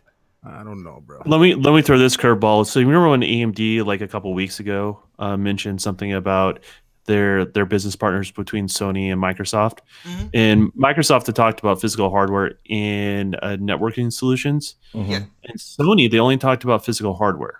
Right. They're very, very clear on that. So that throws a whole nother curveball when you guys are talking about this rumor of what these things are, if there's any truth to it. Right. And the thing is that Microsoft and Sony need to stay away from things like that. You don't try to mimic the Switch, because they got to learn their lesson on what happened when they tried to mimic the Wii. Yeah, the Wii got away. They did great with those motion controls and all that. The dildo, the PlayStation dildos and the Kinect sucked. They did. They tried to capitalize on the whole, the Kinect sucked ass too. The PlayStation Move, I think it was called that. You thought the Kinect sucked? The Kinect was dope. My kids loved it, and my ex-girlfriend's kids loved that. It was a novelty. I bought it, and I enjoyed it. It had lips. It made lips, man. Come on, I can't agree with that. It made lips. I had lips. Yeah, I'd rather play. If I'm gonna play that, I'm gonna play Rock Band, bro. But like Rock Band too. Yeah, but I'm Rock Band too. But I mean, lips was my thing. But yeah, my thing is that they gotta capitalize. They gotta just play to their strengths, right? Like Mega just said. You just finished saying. The X has set the bar at the price point that these new consoles are going to be, right? There's no future console that's going to be less than $500. I mean, unless they just build different SKUs, kind of like the S and stuff like that. But I don't think they're going to be less than $500 if you want the top tier, right? If they want to make that as a SKU, have it come with a tablet, so like Don said, you want to go take a dump and continue your gameplay in the house, poop and play. Yeah, but like the Wii U showed us, the reason the Switch is successful is because, number one, Nintendo just has that. They just dominate in the portable gaming console department, period. So they've got that pedigree. And number two, the reason the Wii U, the people didn't like that big pad that you took around with you is because, number one, if you went to the next room, it disconnected. And number two, you couldn't take it outside with you. So if you're going to make it to walk around the house, you better make a hell of a device that is not going to lose connection with the console. And that's why I think that it would probably be a better bet if you was going to have some kind of bundle, is to have that Steam, that Stream box or whatever. Box, yeah, right? The little Scarlet box as an accessory to go with it instead of having a tablet. Because it sounds like you're trying to combine two customers into being the same customer. Yeah. You're right, and I think they should steer away from that. They should definitely stay away, unless you're going to make like a limited amount of numbers for those people that really want it, those diehard. It's like I got an idea. You can buy this next Xbox, but you have to buy this PC. No. That's not what I'm saying. I said a bundle. I'm not saying for the original. Like if you're going to bundle it just to get people that may be interested. I get that. Well, the regular console just be the regular console. Well, the case of an accessory, a bundle is never a bad idea. Right. That's what I'm saying. The case of Elite controller is an aftermarket purchase, right? But if you have a bundle and you're already eyeballing an Elite controller and you save yourself $10-20, you're going to purchase that. Right. Like that, it works. But we don't want what happened at the beginning of this console generation, where they forced the Kinect down your throat. And don't get me wrong, I like labeled the gimmick, and moving on, they took it out. Not only that, a lot about that the Kinect had to be on there. Yes. That was a fail. That was an absolute bad marketing scheme right there, because they would have been, they would have the Kinect would still be here, I think, if they had been an option. If it was just an option, and we would have had a lot more cooler things to use that Kinect with the iteration of the Xbox. Can you imagine the indie market with the Kinect? That's what I'm saying. And also, and the one feature that I hate that Xbox took away was that snap feature. I love snap too. I love the snap feature, but because they made that stupid marketing scheme of thinking of that people was just going to just accept the Kinect being on there because they sold damn near 30 million of them on the 360. The only reason why it sold like that is because it was an option. That they can't have the talent. Hold on 1 second. That was a double-edged sword, though. When it came out with the Kinect 1, right? They wanted more games to be developed for that. And one of the things, and Don, you can correct me if I'm wrong here, but I heard this strongly, was developers were like, well, not everybody that has a 360 has a Kinect. And they thought they were gonna basically kill two birds with one stone with the Xbox One and put the Kinect in the box, so this way developers out there, they wouldn't have the excuse I didn't have to spend time on feet. Let me put it in simpler terms. Let me put it in simpler terms. So if the Xbox controller didn't have rumble triggers, no one would support it on a third-party level. I mean, it gets very little third-party support as it is, but you get what I'm saying? Your launch hardware has rumble triggers. And so the ability to do support for that is pretty easy, if that makes any sense. But if you all of a sudden you just did it, say 4 years down the road, you added rumble triggers, you probably wouldn't have Tomb Raider supporting it, to be honest with you, in other games like that. So it's in that same line. So you're right. You know, you're guaranteed, if you're able to sell it with it, everyone's guaranteed to have it. But let's be honest, the reason why it sold so well is also last generation lasted so long, and people were just hungry for something to tie them over until whatever the next thing was. That part is true. That part is true. I do agree with everybody on the panel that no, I do not. I wouldn't want that the tab, if they did do a tablet, to be forced on there. That's why I say the only thing that I would look at it is if it was a bundle, but you have to have the original, whatever the name of this Xbox is going to be called, just being the console, and to give that option to people, and then have a different SKU of whatever else that you wanted to have it to be bundled with. That's like an elite SKU or something like that. Right. Yeah. Let the people have the option, and I think that Microsoft would be and PlayStation, because if PlayStation try to force a tablet, it's not going to go over well. I'm just telling you this right now. It's the people, the fanboys can scream and say, "Yeah, this is innovation. This is that." But when they see that price, that's what I'm saying. That shit's out the window, Jack. My biggest concern, my biggest concern with that was, like, if you're gonna add another device into the box as not an option but in the standard box, I'm concerned with the price point, and then if the price point is low, I'm like, all right, well, what are they sacrificing on the base hardware to put this thing in there? You know what I'm saying? And just too many concerns for me on that, to the point where I don't necessarily think they're going to do that. Like I said at the beginning of this, I thought this was a weird rumor to actually get some legs in it and have don't do 2013 all over again. Don't do that. Don't fuck up again. Yeah, no, don't do it. Yeah, you got to stay. They're doing way too good now. And Microsoft knows this, bro. They're not foolish. You know, the kings of the crop right now, Sony. They can do no wrong. You know what I mean? They walk on water right now. But even they know they can't. They certainly can feel the wrath of the community, so they don't want to go fucking up things either. So.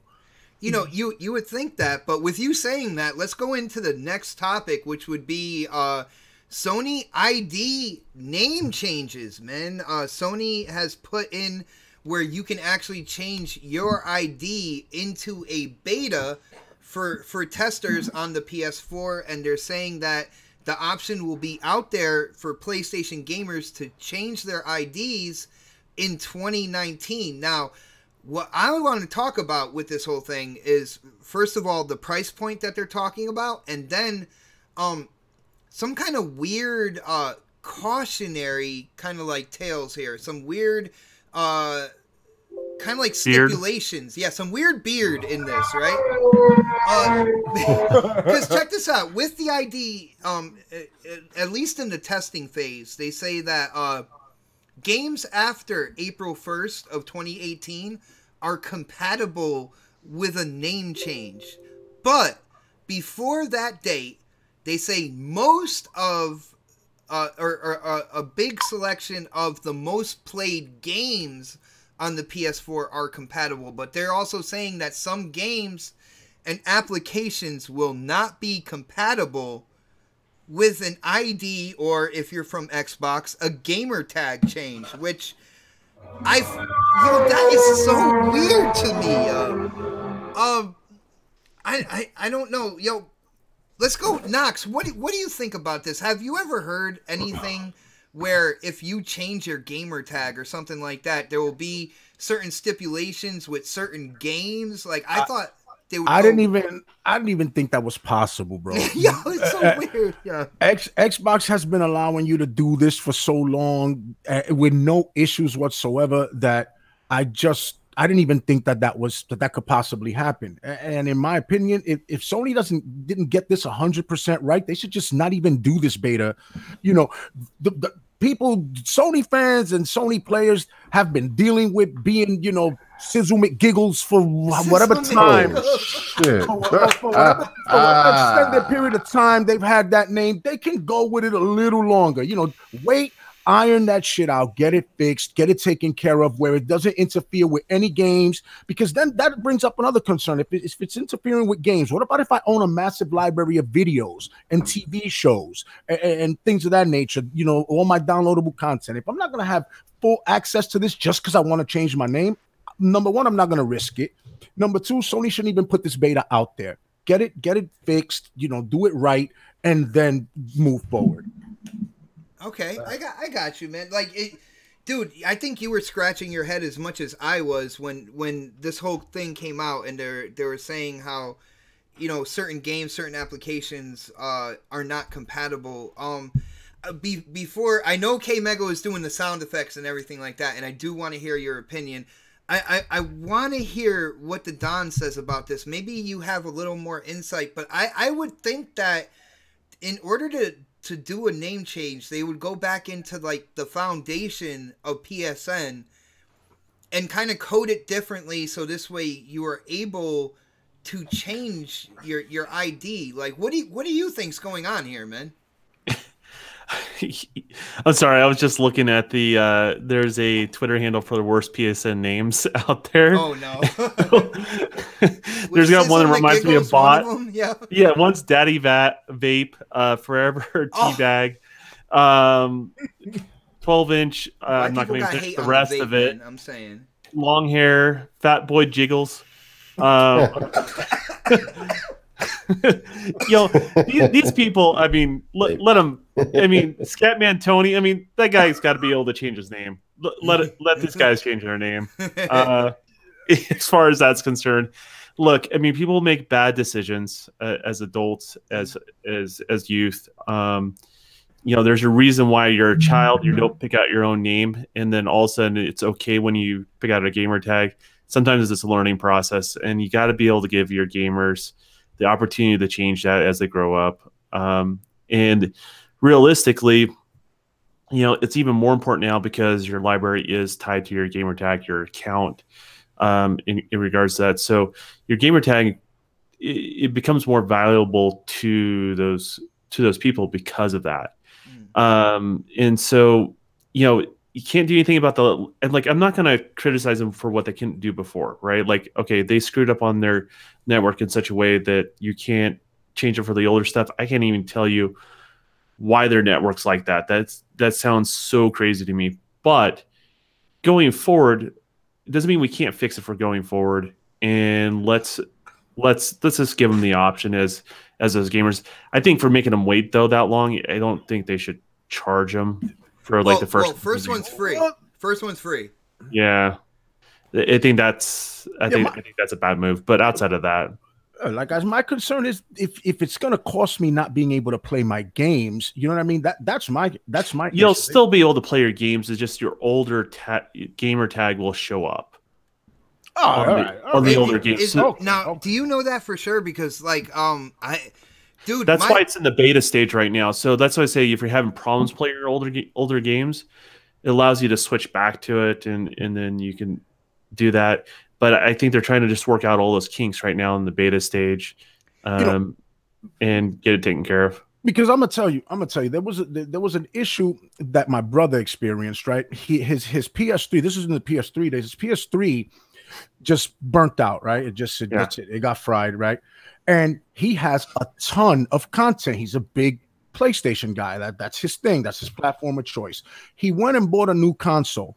So Sony literally had to argue with him for hours over the phone. We had to sit there and argue with them to try and bring all his purchased stuff over to the new console, because the representative on the phone was telling my brother that all the content was tied to the old console. And I'm like, what? That doesn't make any sense, bro. No, their network doesn't work like that. That's Nintendo's. Yeah. That's not Sony. So He sure did it, but they did move it over, so it was bullshit. But yeah, it's just misinformed, customer service at that point. Yeah, but I'm just saying, Sony does have this reputation of not wanting to. It's like, just like they're not going to give you that refund, boy. You buy a game, you bought it by mistake. Oh, we'll put it right back in your wallet. No, I get that. We holding on to that money there. I just feel like these people have had to live. It's like a mistake on top of a mistake on top of a mistake, right?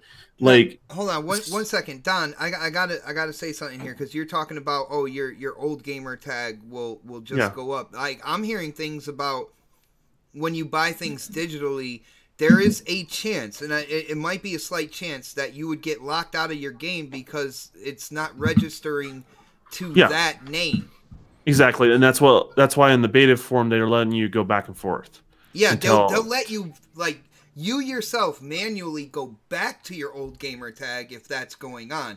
But to me, that is so weird that's even happening. It sounds like that's why it's in beta form. It sounds like they're trying to create a quick workaround instead of going to the heart of the problem and fixing what they need to fix, kind of like at the source of the PlayStation Network, man.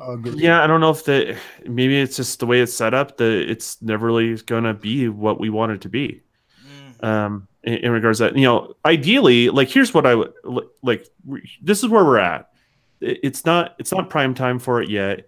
It's going to be for new titles. So if they can work the older stuff down the road, let's get the ball rolling, right? Like, we're finally starting to get some sort of progress from them. So, like, I'm saying, let's encourage it. Let's keep it going. Let's protect the consumer, especially with their game library and that sort of stuff. That's why they're doing it in the beta form. That's why they're making it so you can switch it back and all that sort of stuff. And I know it's all a hassle for those people. And to be honest with you, they shouldn't have to deal with the hassle, but that's where we're at right now. But we're not going to get anywhere if we just say, well, no, then I don't even want this. I just want to know exactly what they're doing, because I have never heard of anything like this. No, yeah, you don't hear about this with, like, anybody, like, on the internet. Even Nintendo will come out and say, well, your content is just tied to your system. That's why that's like that. You know what I'm saying? They give an explanation as to why, where Sony is, they put out this kind of like weird, kind of like, yeah, you know, it's in beta, but, you know, be careful because this might happen and this might happen. They put their little positive spin. Well, the majority of the most played games before April 1st, and then anything after April 1st, those are all good. But, like, I never... They should have fixed this when the PS4 was released. That would have took care of the problem, period. Yeah. In regards to that, because then you're like, okay, you're on your PS4, you don't even have PS3 backwards compatibility at that point. So, like, you know, I can see how they're implementing it now. They could have done it that way during the launch, but it's just where we're at. Like, I feel bad for Sony guys that picked the wrong name, and I just don't want to wish them. I don't want to wish them any negative. Like, at this point, I just want those gamers to be able to change their name. Well, yeah, that's true, but it's not going to stop me, or it's not going to lessen my kind of like curiosity into what the hell is going on. You'll never get an answer. I need an answer. I do. Listen here, you'll figure out what the pyramids were for before what decisions. Oh, that was easy. Those are UFO docs. Like, you just got to talk to Next Gen. He'll tell you all about those, man. I thought there were ramps to launch things in space, but maybe I'm wrong. You get where I'm going with this, like. I see the negatives and all this. I'm not ignoring them, but dude, I think more people need to question this, though, because of kind of like the oddity that's going on here. I understand what you're saying, that they have, you know, these gamers, these consumers have been stuck for so long with one name that, you know, Sony is changing this. Let them do what they got to do. It's not letting them off the hook. What it is like, at this point, it's about the customer. It's not about Sony at this point. And if that's what they can provide for their customer, that's what they can provide for their customer at this time. And you know, let's get it rolling. Let's get it moving. Let's not like hinder them in any sort of way. Because my fear is people start complaining, and Sony all of a sudden is screw it. like that's like my genuine fear. In regards to, like, it's not really worth it. You know what I'm going to say to that? If it comes down to where the consumers and the gamers have questions, and it gets too much for a company, and they say, screw it, people should not buy into their system, into their ecosystem, and should stay away from that. People are going to think that already. Like, there's no way around that. I mean, that's probably why they put it off for so long. But do you want these? People have like hundreds and thousands of dollars tied in their game library. Yeah. So they should be able to change their name going forward. Like, Like, let's go forward. Like, I don't want to go backwards in regards to this. I'm not giving them an excuse. It's okay to question it. I think complaining about it, though, is not going to get us anywhere. See, that's where I'm not necessarily complaining. It's just no, and I'm not thinking you are or anybody on the panel for that. Well, that we didn't matter. get to K Mega yet. Like I but think I've seen. He's just I guess, waiting for this right now. I guess I'm speaking from what I've seen out there. Okay. Right, like, out there in the ether and stuff like that, and I see honest PlayStation people are just excited just to be able to finally change their name, and they know it comes with caveats. They don't care. They're not bragging about it. They're just like, just let me change my name, and for those people, I'm rooting for them. So, yeah. All right. Well, let's move to K Mega on this. Mega, I'm not sure if you want to go in and change your ID, but what do you think about kind of like these stipulations, these possible concerns when it comes to the ID change, at least while it's in beta? Like, I have never heard of anything like this before, man. What are your thoughts, dude? They should have waited. They shouldn't even announce it. What about to the launch of the PS5? Right. Well, yeah, that's what I'm saying. They shouldn't even announce this and said that it was in beta form. I mean, I think the only reason why they did it was because it was something maybe about Forza or something like that. They just wanted to try to get the attention back in their favor. But to me, this is one of those things that even when you hear the diehard PlayStation fan, they don't use this. They don't talk about the name change because they know that it sounds like it's a bunch of bullshit. This is not something that has the potential of having a lot of bugs, a lot of issues, even after they so-called will fix it. Like, that's just think if they do, and I think we all agree that the PlayStation 5 will most likely have backwards compatibility. Mm-hmm. And you want to try to play those older games, but you can't, and you just say you just want to just go back and play some of those older games, get those trophies to platinum or whatever. And if a name situation gets involved to where it goes back to your old name, but it doesn't register, or you lost all of your trophies, if you're one of those people that care about trophies like that, you're going to be highly pissed. And then you'll call PlayStation and you'll get the same rhetoric like everybody else does. They'll so what? We can't help you. We got no other options for you. So again, to be honest with you, if that happened though, even the developers would start pulling out on support on Sony. Not with older games though, Don. Yeah, they will. Well, we'll see. Still, I mean, people have issues all the time with their PlayStation bricks, and they don't get anything out of anything. Nobody pulled shit from them. They say stuff, and you guys just don't hear about it, but they definitely say stuff in regards to that. Okay, but Don, this is the problem, though. You may hear it in your circles, but we don't hear a lot of devs going in on PlayStation because of one reason. That's the reason, because they're the console leader. They got the market share. They want to put their games on that platform, and they have that power. But again, it's not up to the devs can say whatever they want to, but it's up to the fan base that owns these systems to want it to come out to say it. That's what I'm saying. Wait, like you are. Don, you did your politically correct side. I'm going to do my side. Chill for a second. I'm just making this point. As a customer, as a person that's owned every PlayStation that's been in existence, right? If I have something that's wrong, and I want it to be fixed, and they come out with something that with the whole name change situation, don't come and announce it just to announce it. Get the shit fixed. I know that it's in the beta, but you and I both know that there's going to be more problems out there because they're going to rush it out, and that to me is the biggest mistake here. You can't. This beta should be where everything is fixed, and you don't have these crazy ass caveats going on. It's not beta at that point. Well, no. I'm saying in the sense of how wild it is. From you can't get your after April 1st, the names and the games that you played previous, all that. That is the weirdest thing I've ever heard. I agree with that with Bond. I've seen people on social media say anything before April 1st and you can't play. That is not the case. Now, Sony was you can play it. There was a little more. They were a little more clouded with exactly what was going on, but they say the majority of the most played PS4 games. Now that's kind of weird. That's a couple stipulations kind of thrown together, but they said those games will be compatible. So I guess if you were fans of games that maybe didn't do that well, or didn't have a lot of people, or might not have a lot of people on it now, they might not be messing with those games right now to make them compatible. I think that's the situation, but that's still, to me, I don't know what the hell is going on with that. That's weak. And also the fact that it's just to think about it, just think about it from this standpoint. If this was an Xbox problem, is it going to be complaining? I mean, is it going to be like just going out and complaining, or is it that as customers of Xbox, we just want the shit to be fixed and be right? That's the thing. I mean, just to have concerns.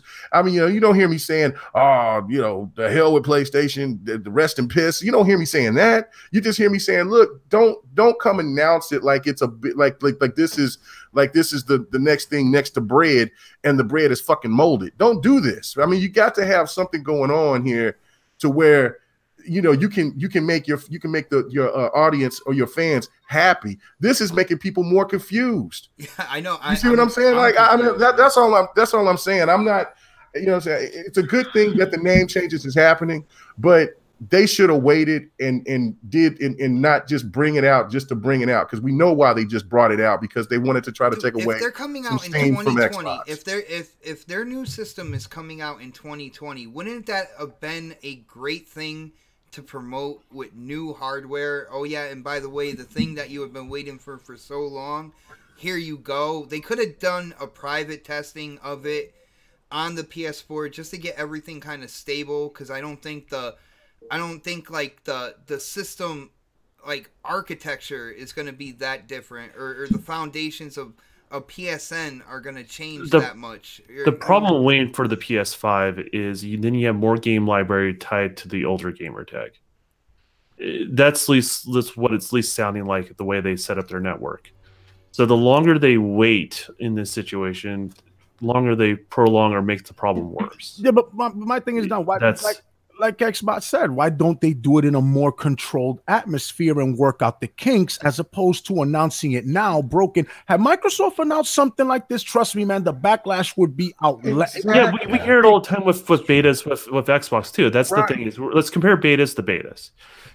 Betas are unfinished code. They have problems, and we complain about it in the ether. But by making it a beta, it makes it optional for the people to do it. They're not being charged in the beta stage. They're only being charged when it's actually finalized in regards to that. And they know that there's bugs out there, and they're letting those people that participate in the beta, this is how you get through our bugs. We are working on it. Well, they are charging in the beta stage as well, though, for this. The first one is free, but if you go to the article on that. Well, the thing is, this is even in the beta. Your first name change is free, but if you decide you want to change it again, it would be $10 if you don't have a PlayStation Plus account. If you have, I guess if they're charging, if they're actually charging in the beta stage, because I've heard conflicting information to that. But if they're actually charging in the beta stage, no, then that's a mistake. It's not finished for prime time. You don't charge for something. It's not finished for prime time like that, especially when it's tied to your library. All right, well. I mean, that's what I hear is going on. Like, the first time you change it, all right? And I guess what they're thinking is, the first time you change it, you're good to go. But if you're a tester, then you should be able to try to change it multiple times. You should be testing it. You know what I'm saying? Exactly, because that's the only way you're going to be able to fix it, because you have to break it in order to fix it, right? So, exactly. That's, so... What I'm hearing is those numbers that they're throwing out there is once it's no longer in the beta stage. But if that's true for the beta stage, then that's completely wrong, because like you're charging them to test your service that should have been in there in the first place. Yeah, well, at the end, it's your option to do it as well. You don't have to do it. So that would be their kind of like defense to that as well. But Predator, I don't think you chimed in on this, man. You have been incredibly quiet. Like I kind of listening to y'all, man. So like I kind of figured this would be a topic that you would try to get in there at some point in time. But dude, what do you think about these ID changes and kind of like I guess you could say the side effects that would happen, like things I have never heard before when it comes to a network structure and changing your ID. Like what do you think about all this, dude? I'm glad they're doing it, and they're finally doing it. I just think it's a little, like you guys were saying, like it's in beta, so They should have worked out these kinks earlier before they announced it. We know why they did it. Try and take a little steam off of Forza, and anytime Microsoft comes out with positive news, they drop some kind of information or a video or something. So, it is what it is. But taking away all of that, they did say, I guess last year or some conference, they said they would have the name changes available for their next PSX event, which didn't happen this year. So, I think they still had this in the works in the beginning, and they're just announcing it, now. But from my understanding, the issue with the name change thing and the account thing and stuff like that has to do with the way it was coded back in the day. So that's causing the hiccups with it now. So at some point in time, you have to cut the cord on the mistakes of your past so people can move forward with the future. And if this name change thing is going to be a thing, people who own PlayStations with fucked up gamer tags are just gonna have to suck it up, and make that change. And it's not something people want to hear, but if that's what they want to do, that's something they've been complaining about all this time. Then they're gonna have to suck it up and just deal with it for a little bit. I hate to say it that way, but that's the way it's gonna have to be. Pred, check this out, because you said that from what you're hearing, it's how they coded it back in the day when it came to the PlayStation Network. Now, what I'm saying is, wouldn't it be where you would have to go back and correct what happened back then? And if you can't do that, instead of just coming out and putting these stipulations out there, don't you think the consumers and the gamers deserve an explanation? Like, hey, with the way we built this, so long ago, unfortunately, we can't go back. We're doing a workaround or something like that, and we need gamers to test it out. A little transparency. But even if they said that, though, is that going to change anything? We probably wouldn't be talking about it for a half hour on this show. No. We'd still be talking about it for a half hour on the show. But the fact is, if they want to do it, they're going to have to deal with the problems that were created back in the day. So obviously Sony can't fix this. So if they could have, I'm pretty sure they would have. We wouldn't be talking about this. Are you so sure about that? They're going to go look at it this way. Microsoft can do it. Microsoft can do it, right? Yeah. Why can't Sony? It's a good question. That's my whole point. They can't. And the fact of the matter is they probably can't. And because the way it was coded before. So coming out and making an announcement and saying, hey, this is why, it's not going to change anything from the fact that they still can't do it. So the people honesty goes a long way with me. They can come out and say it though, but they can come out and say we coded this bad in the past, but that's like a PR hit for them, right? They're not going to do that. They're not done that this whole fucking generation. So don't expect it now. But let's play shits and giggles for a minute, and let's say they came out and said we coded this wrong back in 2000 whatever, and we're not able to make name changes. This is why you're gonna have to do this way, and we're sorry. And we're sorry. We'll iron this out as it goes through the testing phase. They can't iron it out. That's the whole point. They can't iron it out. So you think this is going to be an issue going all the way through now? Or yeah, I don't think they can fix it. If this was the case, they would have done the name change thing years ago. All right, so now I'm understanding a little bit more where you're coming from. So you think there's going to be issues like this from here on out, then? Just with this initial push, yeah, and then once it's fixed and people make that name change, they're good going forward. But from the name change, the name you had in 2000 or 1999 is the name you're going to be stuck with now. Because they're kind of touting backwards compatibility moving forward with the PlayStation 5. They've been hinting at this and stuff like that. So if they're counting on you to move on and to kind of leave the old games behind, and they're kind of sketchy working and all that stuff.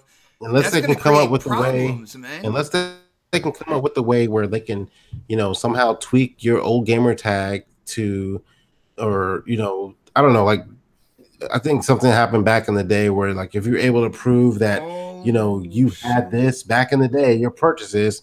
See, my purchases are tied to my Xbox Live account. Brother, check this out. This goes back to what we were talking about last week when we were talking about the patent that Sony did for forwards and backwards compatibility. Dude, it was through emulation. Right, Don? Yeah. Do you remember what we were talking about? So that would kind of your ID would be tied to that emulator, because that emulator, kind of like the way the Xbox is, the 360 emulator, it's like your gamer tag is tied to the emulator itself, and it plays the older games that way. And the situation with that is that it's not fully foolproof, because of the fact that I've beaten The Witcher 2, I've played other games, but I didn't sync those games into the cloud, because I bought them with disc, and then just, you know, maybe my Xbox Live went off or what. I don't know what the hell the reason was. But once I got those games, yeah, they came back for free, but I have to start all over with a lot of games because I didn't sync them through. They weren't synced, and that's the thing that I fear. And I know this firsthand because, you know, I'm just telling you.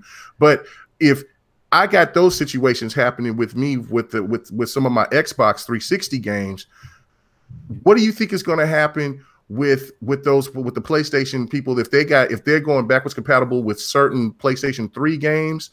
That's going to be a mess. That's what I'm saying right there. That's going to be really, really hard to try to explain to a lot of people. Like, I mean, I'm paying $10 for you to tell me that my shit is fucked up, or I got to start over games, or I don't have these trophies, whatever. You see what I'm saying? Yeah. So that's why I'm like, it's a little dicey. Right, they should have been working on a lot more deeper. I guess the biggest question here to the panel is, who is going to be the next podcast guinea pig? Like, if it opens it up to any one of us, who would accept the invitation on the panel to change their ID? I didn't make a fucked up name, so man, it's not really a problem for me. So right. I went through my situation in 2010, and then I got me a new account with this new one here. I'm not messing with. You're not messing with it? Yo, Knox, would you? I still got my old account, and I got my new account. That's it. I'm done. Yo, Knox, if you got the invitation, would you do it, man? No, absolutely not, bro. Knoxximus one all day, every day. Steam, Xbox, PS4, everything. Switch, it don't matter. Oh my goodness. Yeah. I guess we're just gonna have to wait and see. Obviously, this is a really kind of like strange situation, and I know people, because they see my name, they see Xbot, they're like, oh, you're gonna hate on this and you're gonna hate on that just because it's Sony. I'm not. I'm trying to look at this with a level-headedness and see, like, what the hell is going on? Why are these weird things? Hey, bot, check out the DM. Weird side effects. Now. Oh, DM? Do it. All right. Yeah. I'm gonna do that live while we're here. All right? These are PSN gamer tags. Oh. Hey, hold on. I got it. And these are pulled from Kind of Funny Games. So this is a form they have. It's for a campaign to get your name. Yeah. And these are real names. So bot, feel free to. Yo, on PSN, I want to give a couple shout outs on PSN. First off to Lou Sasshole.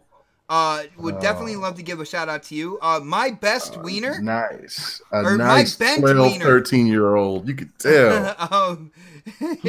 Dingle My Berry 96. And there we go. Yeah. How about Sergeant Eat My Ass? I was leaving that one for you. How about 9 Inch Nips? Shout out to you. Oh, yeah. Man. Yeah. That is insane, man. And there's more. There's more.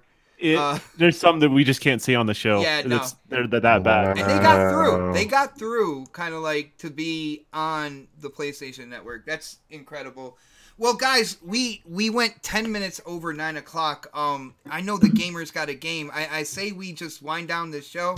I didn't hit you with that curveball. Maybe I'll hit you guys with it next week. I had a kind of like hidden topic that I was going to bring out there, but I feel like we went in and we kind of like crushed all the topics that we had. So, you know, like a 40-year-old with a comb over, we got to get those plugs in. And I'm going to start with the man who made his debut today as a part of the Next Podcast family, my brother Knoxximus. Knox, I hope you had a lot of fun, man. You gotta let the audience know where they can find you. I know you are a YouTuber. You are a highly entertaining YouTuber when it comes to your videos, so you gotta let them know where they can see that and where they can get a hold of you, man. All right, so. Was that a vape? Was that a vape right there? That is a vape. Get that vape, brother.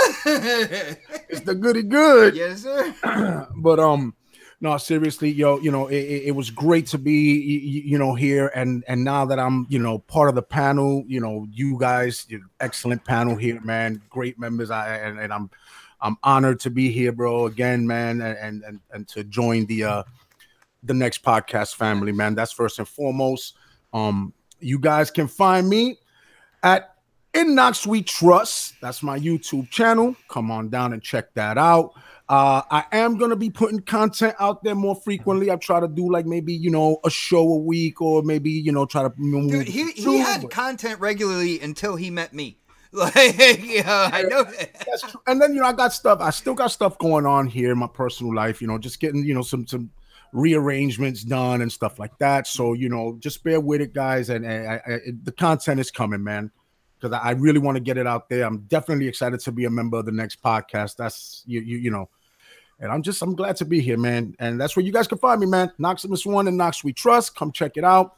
You could at the Knox on Twitter, Facebook, and don't forget MySpace, bro. Yeah, I'm still there. Do you visit MySpace, though? I'm bugging with MySpace, man. That's just a joke. He said come play games with him on live. I heard MySpace has got a feature that you can change its name. Oh man! I mean, Fred threw that joke. I believe it was Fred the first time I was on.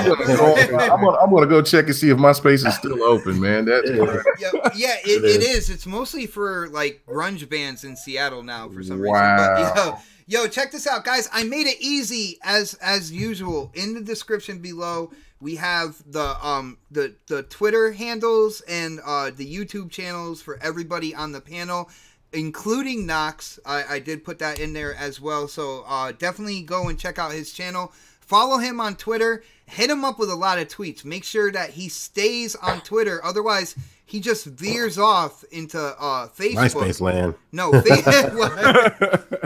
well, into Facebook. And we all know Facebook is for grandmas now, man. Let's be real. Yo, K-Mega. It is time to roll out that scroll and let people know what you are up to throughout the week and where people can get a hold of you to talk games, man. Just got some updating news. It's still in the rumorville, but looks like that one of the other requirements that Xbox is trying to get is going to be Playful Corporation. Where do I know that from? Playful or Ps5? Playful, the people that made Super Lucky's Tale. Yeah. Oh my God. So, look, Super Lucky's Tale must have did good for them, man. I mean, for them to want to get it. And I mean, look, if you look at it from this standpoint too, is that Xbox has platformers, but to have their own platformer. Well, check this out, yo. You kind of see that they want that. K-Mega. To reach that audience. Check this out. Have them people, because like when it comes down to it, Super Lucky's Tale was a awesome looking platformer that I thought was kind of toned down for like kids and stuff like that. Can you see them being overseen by Rare to make the next Banjo and Kazooie? So this way they have the attitude there. They're free to make a platformer that will, look good the way Super Lucky's Tale did, but have that Rare attitude and all that good stuff. That could be a win right there, man. Yeah, it could be. It could. You never know. They could probably you maybe not merge them, but I thought you were to say murder. I'm like, what? No. They could probably work on what is that? Conquer. A lot of people want Conquer. I've never played Conquer. Can you imagine him going from Super Lucky's Tale to making another Conquer? Developers are talented, man. I'm sure they could do anything, but I don't know, man. But that was in the rumor mills. Came from Tim Dog and some other people. So I just wanted to throw that at you. So you can check me out on my channel, KMega405. Also check out the GRG podcast every Friday night. 8:30 Central, 9:30 Eastern, 6:30 Pacific. Wow, you got them times on point now, man. I do now. I got them on point now. Also, big shout out to Intro Media Gaming, to Grown Women Gaming.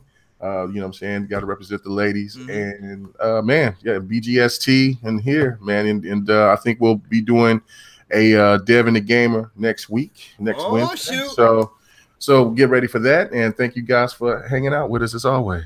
Nice. And happy for the new guest. I mean, not guest, for the new panel member. New thank family you, member, man. Yes. So you guys, you gotta begun. put him through the paces, like out on Twitter and everything like that, man. You really gotta nail it home, man. You know what we do to newcomers. You know, Predator. You know.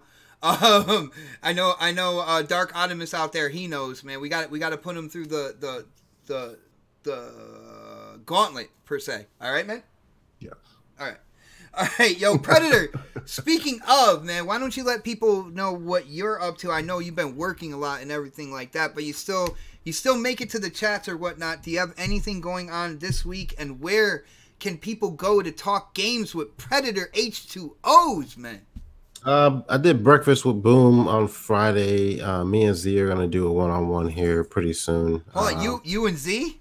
Yeah, we've done it before in the past. This will be my second time doing it with him, but we haven't set a date for that yet. Obviously, Predator_H2OS on Xbox, PlayStation, on Twitter, and on YouTube. I dropped a couple of videos earlier in the week on the streaming stuff, just some gameplay of me playing Assassin's Creed on Google Chrome. And obviously, I'll be here next week, so tune in. Vote for Pred. Vote for Xbox. Good idea, man. I like that. I think we should run with that. Yeah. Yo, the Don, what is going on with you throughout the week? I know there are other like shows out there claiming that they have to put in a reservation like 2 months in advance to get you into a podcast. Is there anything like that going on this coming week? And where can people go to get a hold of you and talk games, man? Man, the best way is the Twitter link that Bot put down below, and as long as you didn't misspell my name, he's done that in the past. I haven't checked. It's the YAWN, right? It's kind of like that, whatever. In case Bots misspelled it, it's the Don_KTR on Twitter. You'll see what I'm doing if I'm doing mixer streams or I'm on someone else's YouTube channel. I did Breakfast with Boom yesterday, so definitely check him out. He's also doing a thing where he's taking his donations and donating, or I don't know if it's half the donations or whatever he gets on his channel. 50% of his super chats, like towards basically trying to help people with breast cancer. So I mean, it's a good cause if you want to do it. If you want to, and he's very adamant. If you want to do it on your own, go ahead and do it on your own. But he just wants to make an outlet for people and just kind of put it in the forefront of people's minds because it is that time of year where we try to bring a little more awareness to that. So, but that being said, I think I got a big announcement. But are we doing that next week or the week after? When are we doing that? Whenever you feel comfortable, man.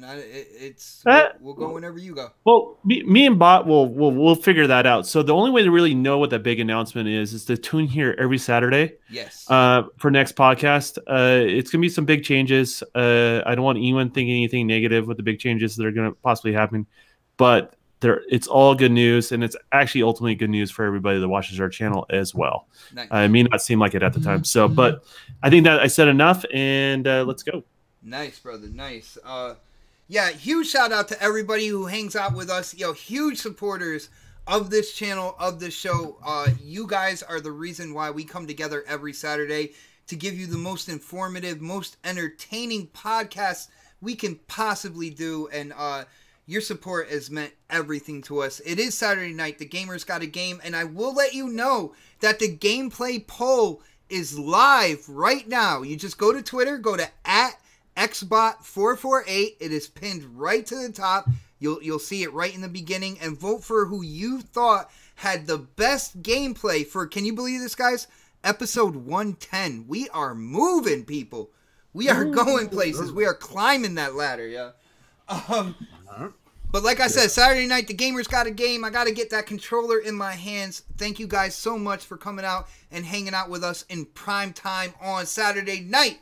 And as I say every Saturday, we will check you out next Saturday for the next podcast. Have a great weekend, everybody. Peace. Peace. Oh my gosh. Have you read the